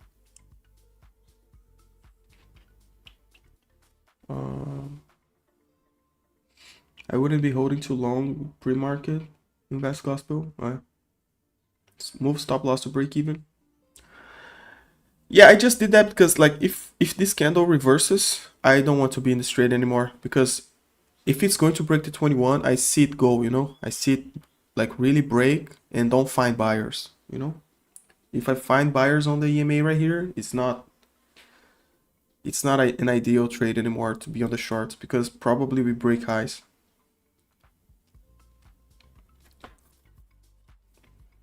If it breaks the 21, then it really goes down.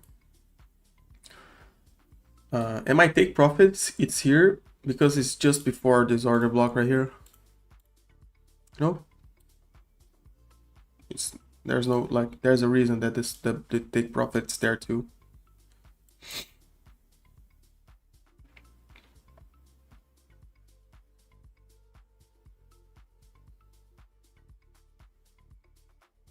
Let's see if sellers steps in again. Guys, let's get the like goal 18 likes away. There must be like 18 people in the stream that their mothers love them very much and they're kind people and they want to honor all the love that their mother gave them and they just hit the like button because of that, you know? There must be like 18 people.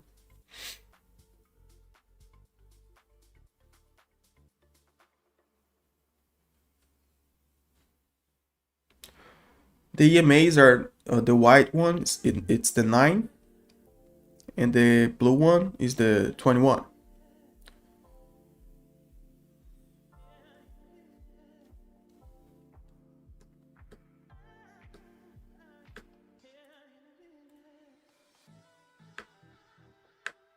You're barely laughing too good? Yeah.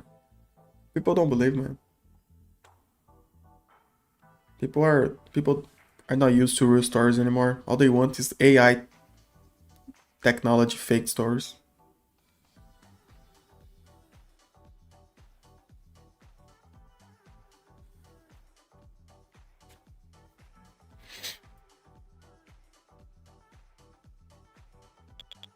Oil jumped.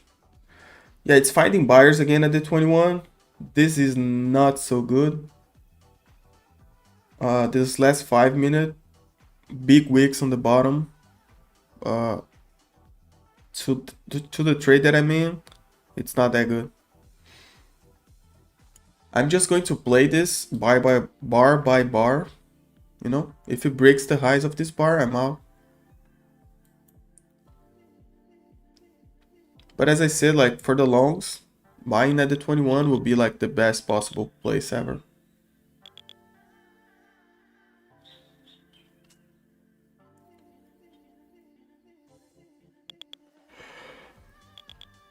Yeah, I'm out.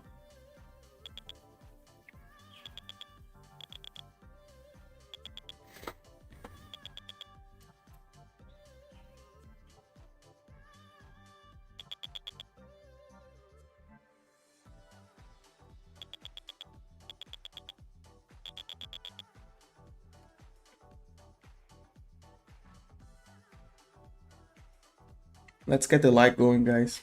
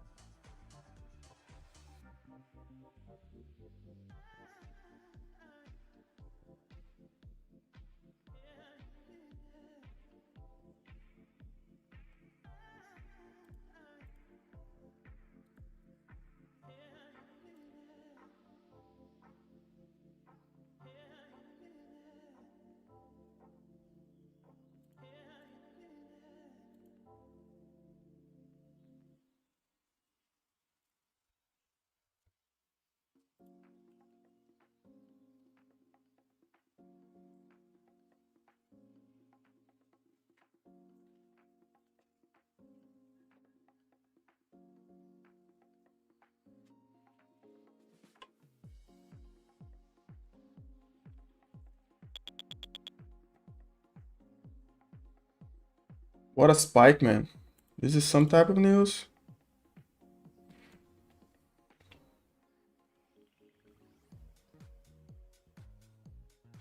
Yeah, Hexaf is speaking.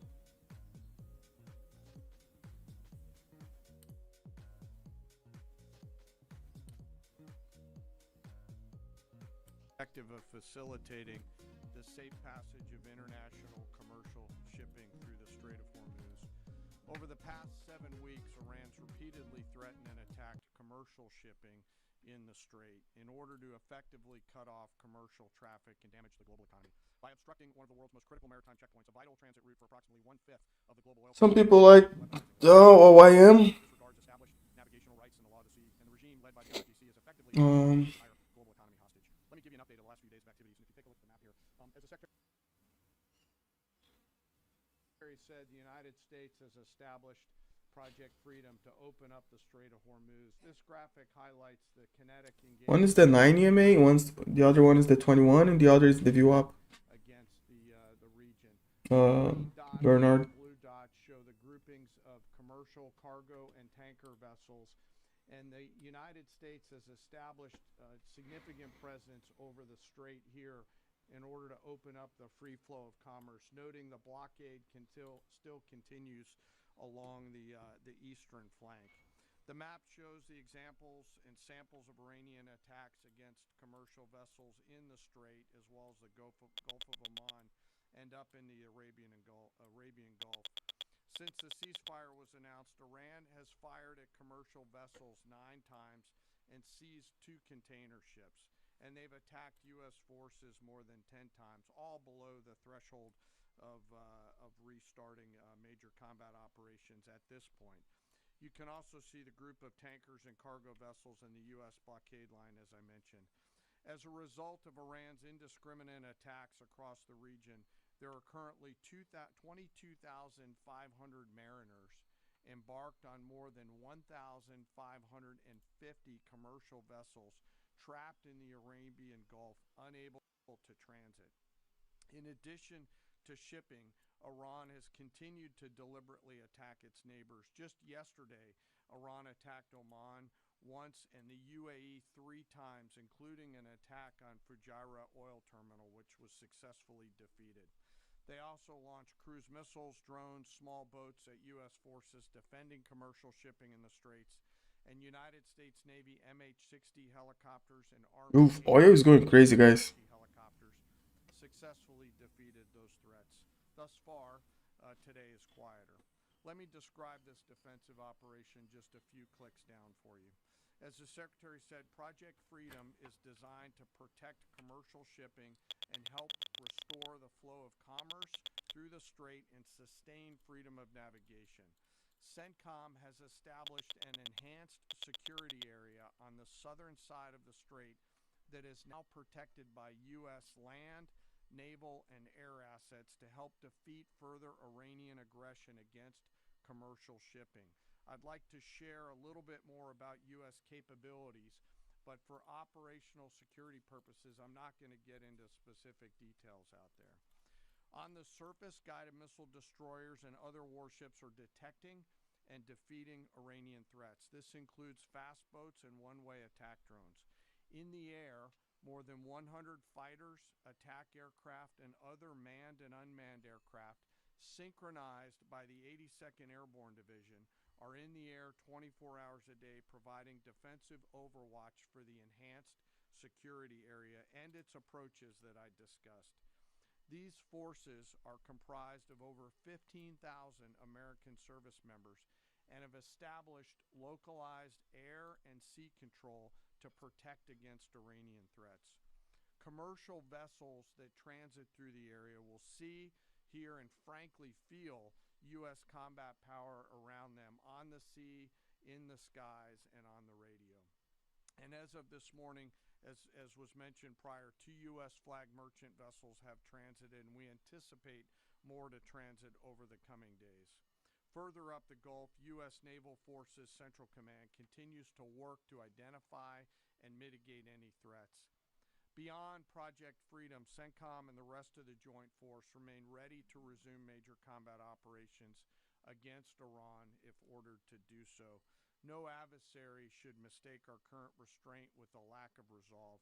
And the President has said, as the Secretary has, that now is the time for those with equity stake in the strait to come assist. Before I turn it back to the Secretary, I want to take a moment to highlight part of our joint force today. And today I want to talk about the paratroopers of the United States Army 82nd Airborne Division. When the President or the Secretary need immediate, scalable, and lethal combat power in CENTCOM or elsewhere, the All-American Division Big rip up. the 82nd is Overall, be careful, guys. immediate response force and ready to deploy within hours of notice. These paratroopers are capable of accomplishing any mission in any environment, constantly training, constantly ready to jump from Air Force aircraft into ground combat and seize key terrain if ordered to do so, just like their predecessors did in Sicily and Normandy in World War II, or to secure Another all-time high. the follow-on forces to flow Yeah, it's like it's some kind of good news. or Panama. They can do the range of missions from counterinsurgency to counterterrorism operations to power projection, as they have many times over the course of the history of this great division. They can do all these things because they're incredibly well-trained, well-equipped, A lot of buyers. also because of the indomitable spirit of the All-American paratrooper. Every single one of them volunteered for this role, volunteered to go to airborne training, and volunteered to serve.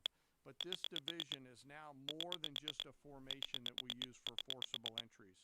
For example, just today, they are out there coordinating, integrating, and synchronizing land, air, space, sea, and cyber forces using joint all-domain command and control. They use next-generation tactical networks that are AI-enabled to augment intelligence and operations, and they seamlessly synchronize all of these effects and are doing so in support of Project Freedom as we speak. The relentless focus on technical innovation allows the commanders out there in the field to see, sense, and understand the opportunities that are in front of them, along with the associated risks, and make smart decisions out on the objective. With incredible courage, tenacity, and grit, they are going all the way every day. And whenever the nation calls on them, they are there to answer the call. We are Oil ripped down. service and their leadership. Lastly, before I close, as I often do, I want to remember some of our fallen. Today we remember Sergeant William Rivers, Specialist Brianna Moffett, and Specialist Kennedy Sanders of the 718th Engineering Company, U.S. Army Reserves, out of Fort Benning, Georgia.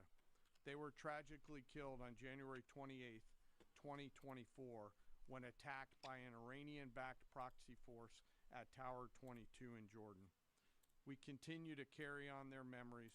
We remember their names. We remember their families.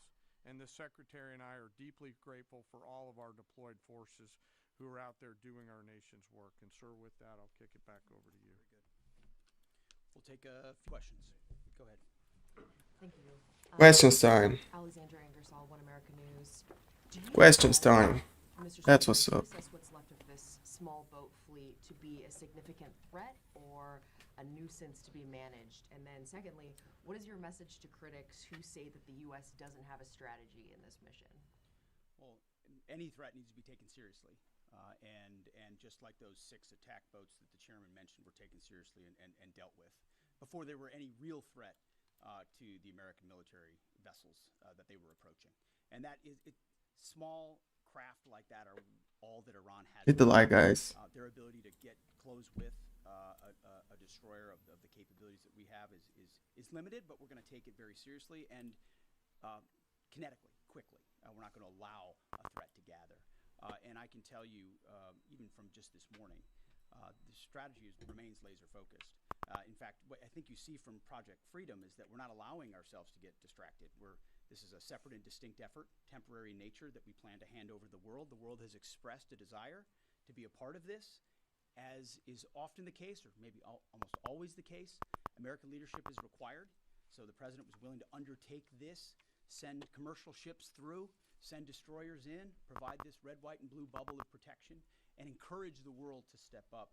Because ultimately, this waterway is, as I said, far more crucial to the rest of the world, and they need to have the ability to defend it. So I think this is a reflection of a laser-focused strategy, actually, right here. Morning, Mr. Secretary, Mr. Chairman. David Zia, Real America's Voice. I wanted to ask you, of any of the fast boats that have been either sunk or identified, are there any armaments larger than, say, small, AK-47 type stuff, or any anti-ship cruise missiles identified? And my second question is, if there's a divide between the IRGC and Tehran, is there a way to get Tehran to agree to let us go after the IRGC that is doing these attacks without violating the ceasefire? Well, right now, anything coming at our crafts, regardless of what's on it, has to be defended against, and that's the case. I don't know what the exact armaments were on those fast boats. Small arms, nothing significant on the fast boats. Rifles or small machine guns. There were some small coastal cruise missiles shot down as well. So there's some frothiness in the beginning aspects of this that were dealt with very directly by our destroyers, and we're communicating both overtly and quietly to the Iranians to allow this defensive operation to happen on behalf of the world. There are some actions the IRGC takes sometimes that are outside the bounds of what maybe Iranian negotiators would like. That's their job to rein that in and ultimately create a condition for a deal, right? That's not something I talked about in these remarks, but that's happening in real time. Iran has an ability to make that deal. But what we're demonstrating with Project Freedom is they don't control the strait. I mean, we know Iran is embarrassed by the fact that our blockade is holding, and we can run ships through, and we're going to help the world run ships through. And if they hold it at issue, the whole world knows who's doing it. It's not us. We're willing to open it up. It's Iran, and that creates a dilemma for them. We hope they make a deal. Yes. Thank you, sir. My first question is for General Kane. Mary Margaret with the Daily Wire. You said that the attacks by Iran so far are below the threshold of restarting major combat operations. What is that threshold? And then for Secretary Hegseth, are there still concerns about mines in the strait? And can you kind of clarify these reports of kamikaze dolphins that we've heard about. I haven't heard the kamikaze dolphin thing. It's like sharks with laser beams, right? Kamikaze dolphins, what's up with that? Restarting is a political decision above my pay grade. What I'll say is it's low harassing fire right now. It feels like Iran is grasping at straws to try to do something across the southern flank. To your question, David, their command and control structure remains very fractured, and I think they're struggling to maintain control down echelon at the edge, but it's still pretty low level kinetics at this point in time. And I can't confirm or deny whether we have kamikaze dolphins, but I can confirm they don't. Ultimately, any follow-on effort, if there are mines identified, would be something that some of our units could undertake or the world could undertake. But right now, we know we have a lane of safe passage that commercial shipping can flow through. Thank you, Secretary Hegseth. Last 24 hours or so, Iran's fired at us, we fired at Iran. Just going to ask you more directly, is the ceasefire over? No, the ceasefire is not over.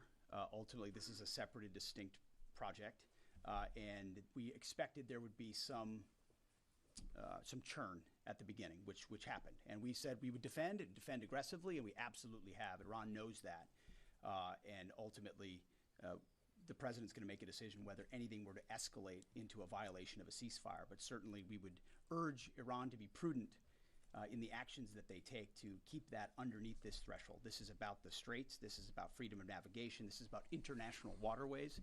This is about free flow of commerce, all the things that happened before, and only Iran is contesting. So right now the ceasefire certainly holds, but we're going to be watching very, very closely. Absolutely. Secretary James, go ahead. Mr. Secretary, thank you. General, thank you. I want to first express my gratitude and admiration. Apart from here, for the work you do. yeah, I'm not taking the shorts, man, Also because for the accomplishments of Operation Epic Fury. like they are answering questions and anything can happen, you know, when that's But happening. accomplishments don't obscure, I think, a central default that has occurred here, and I would like you both to address it. On the first day of this conflict, President Trump addressed the Iranian people directly and said, when we're finished, take over your government. It'll be yours to take. And then on the seventh day of the conflict, in a Truth Social post, the president said, quote, there will be no deal with Iran except, all caps, exclamation mark, unconditional surrender. What happens to that pledge to the Iranians? And when did the president decide to capitulate on his demand for unconditional surrender? Well, James, I wouldn't. You started out nicely, but you ended exactly where we knew you would end. The president hasn't capitulated on anything. He holds the cards. We maintain the upper hand, and Project Freedom only strengthens that hand. And so he will ensure that whatever deal is made or whatever end state is reached creates ensuring that Iran never has a nuclear weapon, which is number one, and he's been focused on that, and the deal and discussions are centered on that. And what the Iranian people take advantage of after the fact is up to them, and he's been very clear about that. And maybe you do it now, maybe it happens later, but ultimately he's also been clear we're not going to entangle this into some nation-building project. Our objectives are clear. They've been pursued from day one. Hopefully the Iranian people take advantage of that because they're being taken advantage of by this regime. As you know, 45,000 Iranians, innocent Iranians, killed before the outset of this. That's what this government does, kills their own innocent civilians. Getting out from underneath that is going to be a challenge of the Iranian people, and we certainly hope they take advantage of that. Thank you. Actually, right there. Can I Thank have you. one follow, please? No, go if ahead. I may. One Everybody follow. else One follow. follows directives. Go ahead. Thank you, Mr. Secretary. Can you share any information regarding the South Korean ship that was reportedly hit by Iran? Is Seoul in contact with the U.S. military about it? And is there any indication that they would heed Trump's call made on social media to join Project Freedom? We hope so. We're in contact with that ship, CENTCOM, I should say, and the Maritime Coordination Forces are in touch. And I think targeting like that is a reflection of the indiscriminate nature of what Iran is doing. We hope South Korea would step up, just like we hope Japan would step up, just like we hope Australia would step up, just like we hope Europe steps up. But we're not waiting for them to do so. We're looking to set the conditions to hand to them. But the president was clear in his truth message that, hey, this is your ship. You should take part in helping to defend it. We very much hope they do. James, go ahead. Mr. Secretary, in terms of new U.S. intelligence reports suggest that the timeline for the war in Iran to get a nuclear weapon has not changed since last summer, still at 9 to 12 months. Is that intelligence wrong? How can this be after so much bombing? And for General Kane, going on back onto what you're talking about, the Strait of Hormuz, the president recently said that the blockade is even more effective than bombing. So why didn't we start the campaign with the blockade? And initially, how many planned ships do you plan to escort or take through commercial ships to the Strait of Hormuz today or in the coming days? Well, we don't discuss the specifics about intel, and anybody that does shouldn't be, and I can't confirm or deny whether that is indeed correct. Speculation, as far as I'm concerned, coming from you. But ultimately, what Operation Midnight Hammer did in the obliteration of those facilities was set back their program. And then, because of the efforts of that 12-day war, the president was able to recognize that this threat, while they continued to seek nuclear capabilities, their will was still there to seek a nuclear bomb. Ultimately, they were creating a conventional umbrella of so many missiles and so many capabilities that no one would want to challenge them. Think of the North Korea. This is the North Korea strategy. We have so many conventional capabilities, you won't do something about it, and underneath that, we're going to develop more nuclear capabilities. So the will was still there. President Trump had the courage to say, we have to buyers stepping in again. those conventional capabilities, while the nuclear facilities are watched 24/7 and overwatched, and we will ensure, one way or another, hopefully Iran chooses a deal, that they give up those ambitions, give up those capabilities, and we're able to confirm that every step of the way. So that has been, President Trump's been focused on it. He's set them back like no other president. He ripped up the terrible deal that would have given them a bomb. He took care of it in Midnight Hammer. We're watching it right now, and ultimately feel good about the fact that the end state will ensure that Iran never has a nuclear weapon. Go ahead. Sir, I'll let CENTCOM talk to the number of ships they're going to take through because they're the nearest ones to talking to the commercial shippers, and I don't want to get out in front of them. On the order and sequence around the military objectives, that's a decision the President and the Secretary go get us at, and at the time we were focused on the primary objectives that were in front of us. Thank you. Ryan Morgan with the Epic Times. On Friday, President Trump notified Congress that the hostilities that began on February 28th had terminated. That came on the deadline of the 60-day war powers deadline. Will this administration be seeking congressional approval for any further military operations if the ceasefire breaks down? Our view is the one you described, that ultimately with the ceasefire, the clock stops. If it were to restart, that would be the president's decision. That option is always there, and Iran knows that, and that's why their choices in Project Freedom are important. The president retains the opportunity and the capabilities, more capabilities than we had at the start of this, to restart major combat operations if necessary. If Iran is not willing to follow through on its side of the bargain or make a deal, then the War Department is postured, locked, loaded, and ready to go. We hope it doesn't have to go in that direction, but Admiral Cooper and our forces are in a three-point stance and ready to go. Yeah, last question. The YM is easier to read, maybe, yeah. In recent weeks, both Israeli Prime Minister Benjamin Netanyahu and Israel's head of Mossad have stated their intent. I don't like the YM very much. Like, for me, it's more complicated, the price action overall. Like, the first 30 minutes, 15 minutes, is sometimes it's very, very good, but overall, to me, the NQ and S&P, it's easier. Something many Americans, especially American farmers, are hoping he does get to a lasting peace. And some sellers. Successful in that, and the Israelis are explicitly stating their intent to continue fighting at a later date.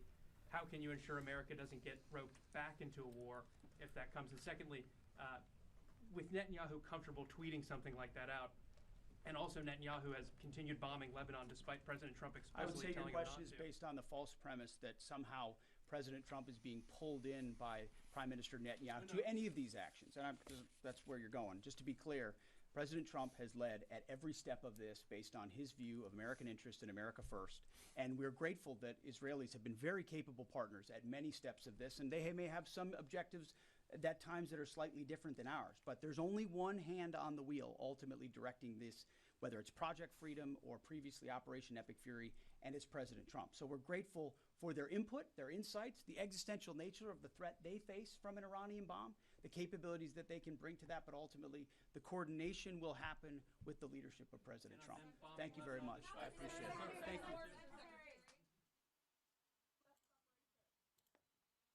you. That's it. Let's see. Let's see how it reacts.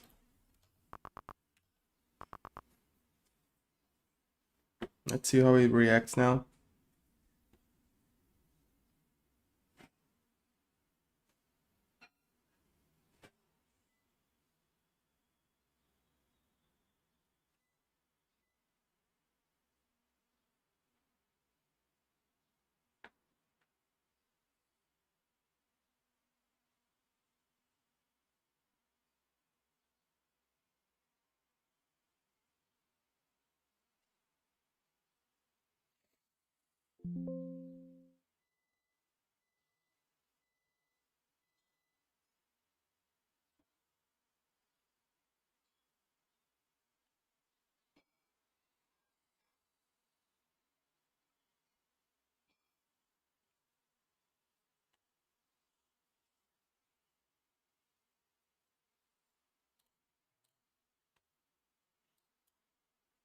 Oil looks like it wants a pullback. I'm going short on NQ, guys. I'm going short on NQ for a pullback of this movement.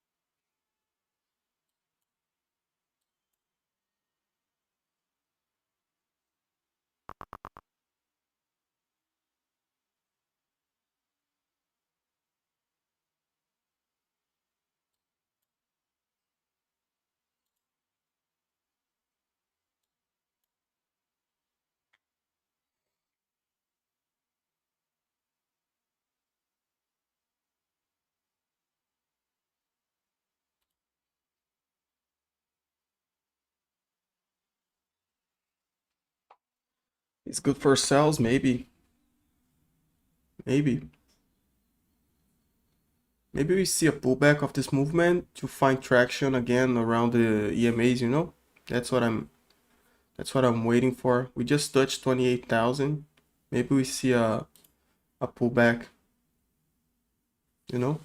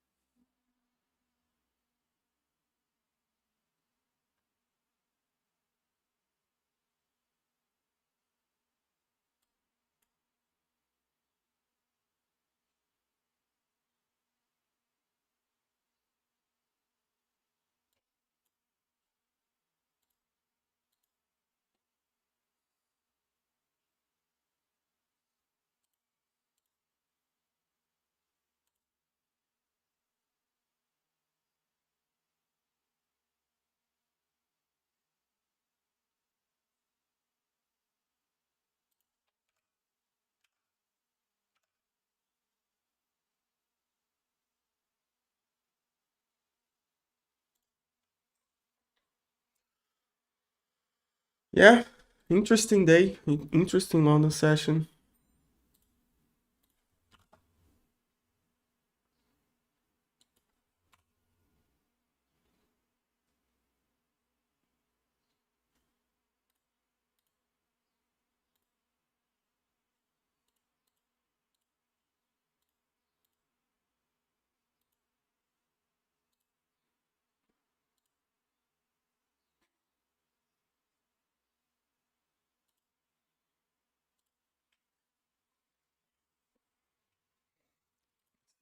Let's see if we find a push down.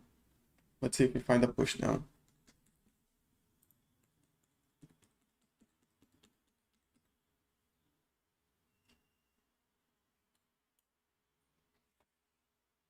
One second, guys.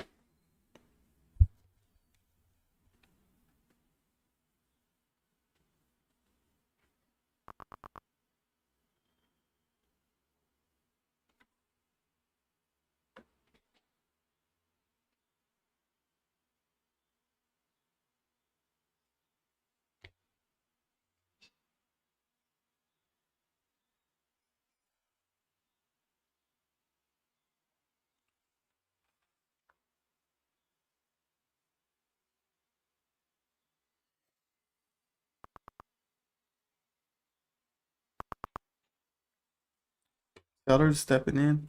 One second, guys.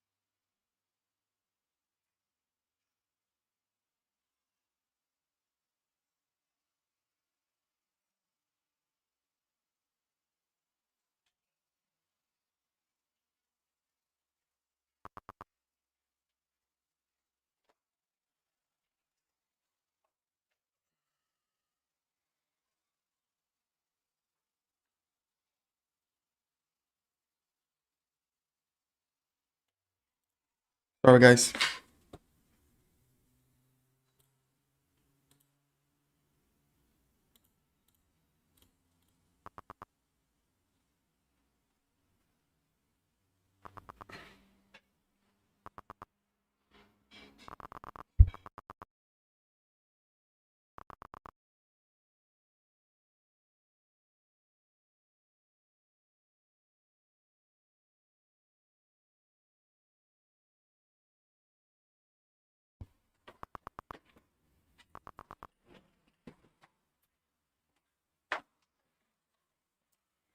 I was on a short, but I had to, like, my internet was glitching a little bit. What caused the pump on NQ was the headset. He was talking, and that there was a press conference between like the Secretary of War and the other dude. Sorry, don't know what his name is. Resuming the music. Yeah, but it pushed the market up nicely.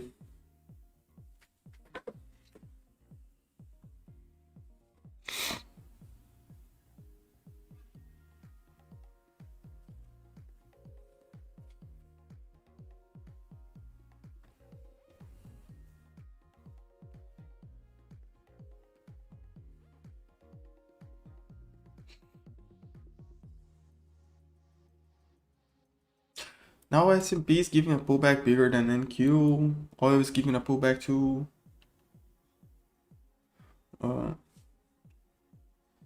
Maybe this is a bull flag on NQ farming. But it's crazy that I'm trying to go long at almost all-time highs. That's actually crazy.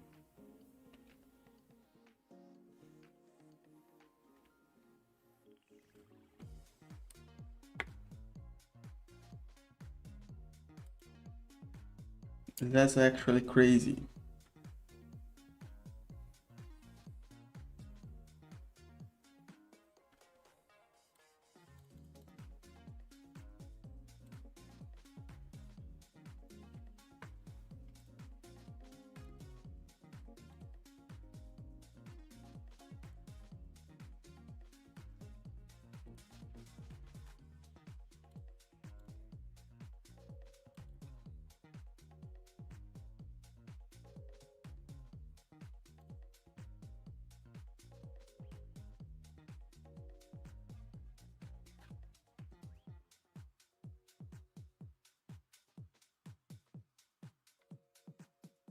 I think today is going to be a good day. Good evening, Janus. More for a good morning for me.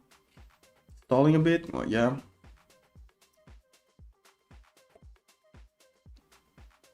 My coffee went cold, bro.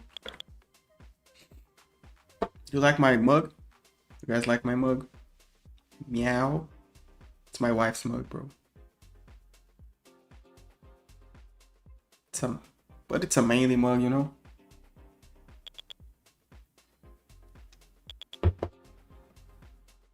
Funny thing, we don't have cats. I like the shape of this mug. Like this is why I use it.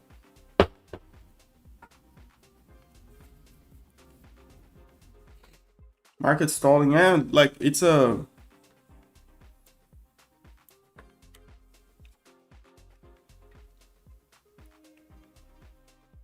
nice mug, yeah. Come on. Yeah, Mike Miller, you know. We had a cat though, like he died, like I think a snake bit him and he died. Make a trade, meow. Like I'm maybe going long.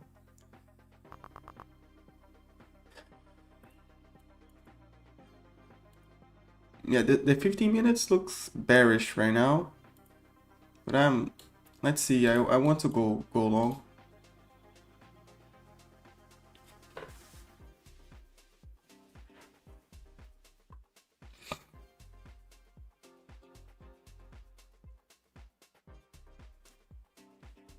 Make a trade. Mine says not liquidated. Nice. I have a Lehman Brothers. What does it say?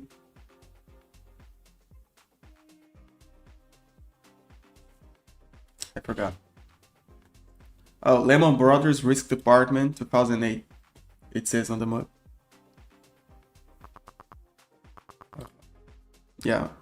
It's Lehman Brothers Risk Department 2008.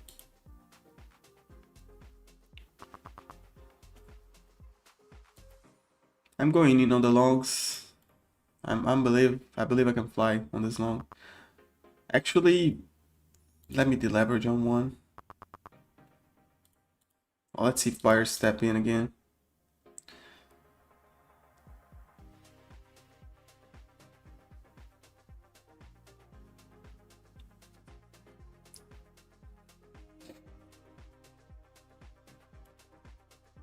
I'm going in on the longs.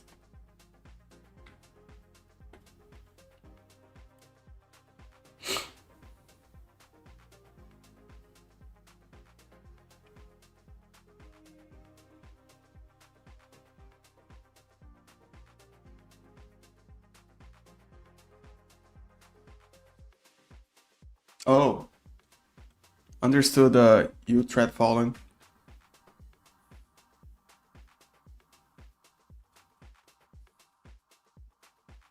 Brother, if I took every 5 points trades that went my favor today, I would be like a millionaire by now.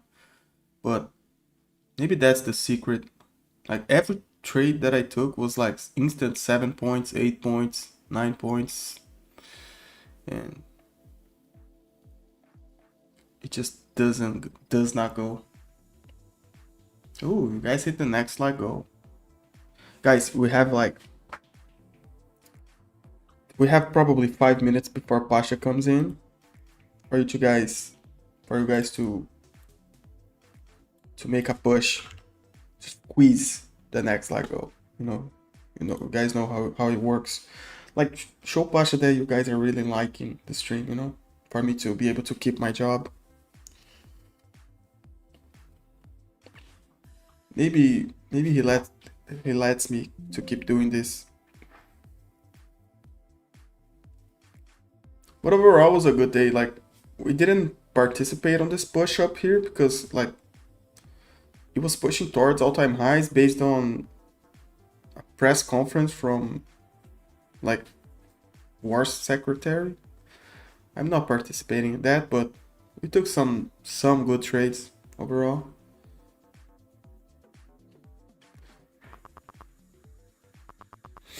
Yeah, this push down is not looking good. I'll try to add around the 21, and if it breaks the 21, I'm getting out. So it'll probably be a 20-point stop loss right now, guys.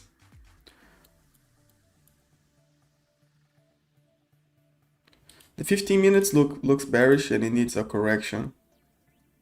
I'll try to add around the 21 of the 5 and let's see.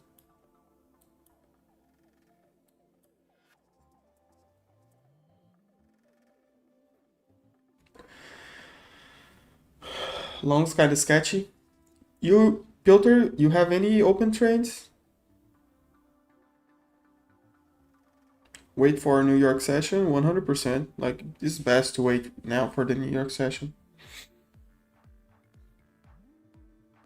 Because it's kind of curling down and can get momentum to the downside at any moment. Oil is still pushing up too. The S&P is already on the 21 EMA, so maybe we see if it's going to respect the 21 on ES. We can see NQ pushing up right now. So you never know,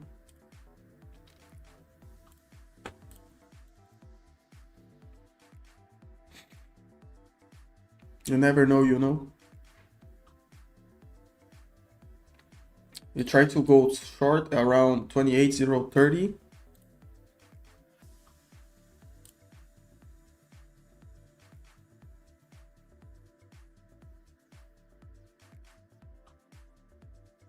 Okay.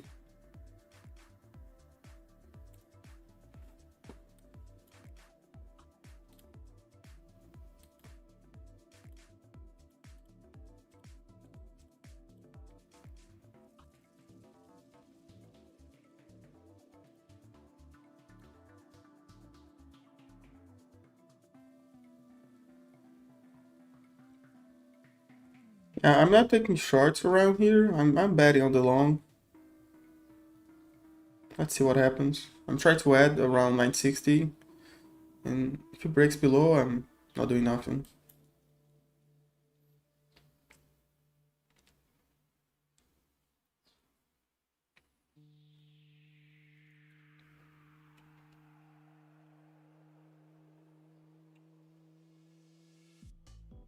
In the perfect world, we would like do a big sweep to the 21, fill me in, and instant reverse. That's a perfect world right there.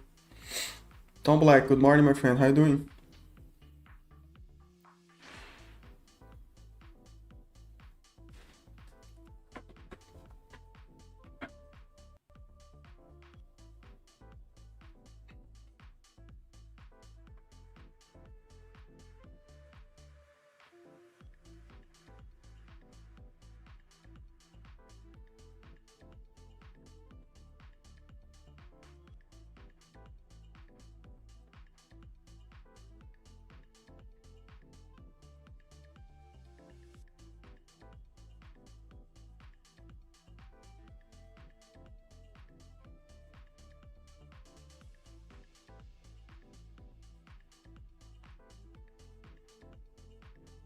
Hello, Diego. How you doing? Do the stretches, guys. You guys have to do the stretches.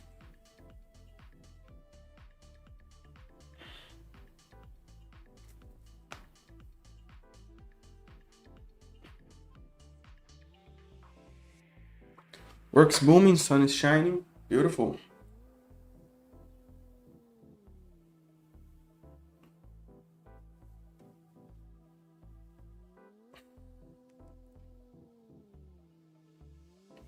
I had carpal tunnel problems, and well, those suck very much. So I try to stretch and to rest my hands or arms. I don't even know.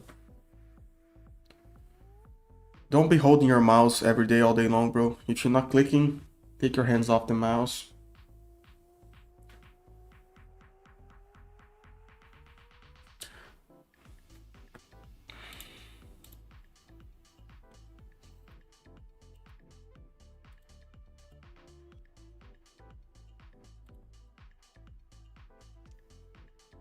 Let's push the like goals, guys. 8 of you. 8 of you need to do the God's work right there.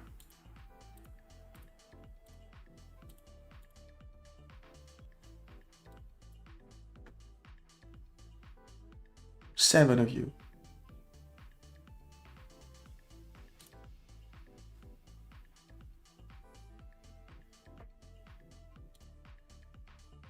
Five of you.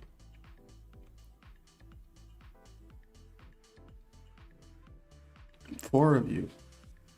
Yeah, this long is not. It's not going. Like, if this keeps grinding down, I'm not interested. I'm actually going to stop this long, and if it goes for the 21, I'm going to buy. That's what I'm going to do.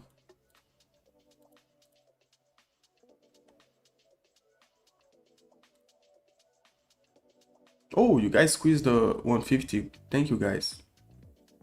Awesome job. Awesome job. Beautiful. Thank you very much.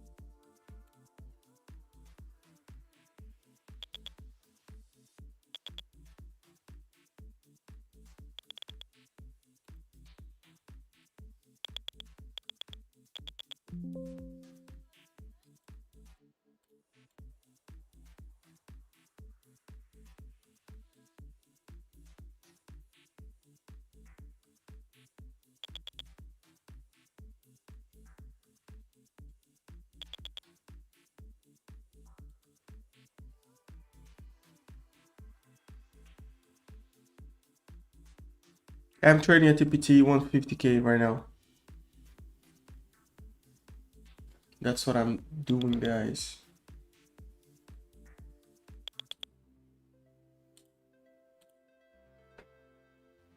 That's what I'm doing. Like, I'm getting a little bit of drop frames right now. I hope the live stream is running. But I'm getting close to the end of the stream, guys. The next 1 or 2 minutes, I'm closing the stream for us to go to Pasha's stream. So I would ask you to subscribe to the stream, hit the like, leave a comment, join the Discord. The link's on the description. The long is playing right now, but that's okay. Buyers like my idea, yeah. Yeah, let's see. New York session is promising. Like, I hope I'm sure we're going to get some good trades in. So right now it's best to wait for New York session. Pasha is already almost coming in probably.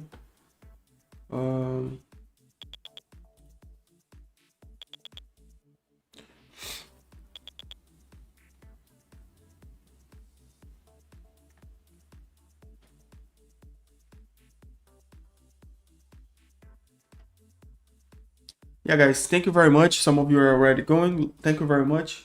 Let's have a great New York session. Protect your capital, protect your accounts. Don't go crazy, don't over leverage. Thank you for making me company, and I appreciate you guys letting me be a company to you while you trade. For all of you that stepped in since the start, thank you very much. And London session tomorrow as well. And let's hop to the next stream, New York session stream with Pasha. Same channel, same everything. You guys already know. Thank you very much. See you guys in the next stream, New York session.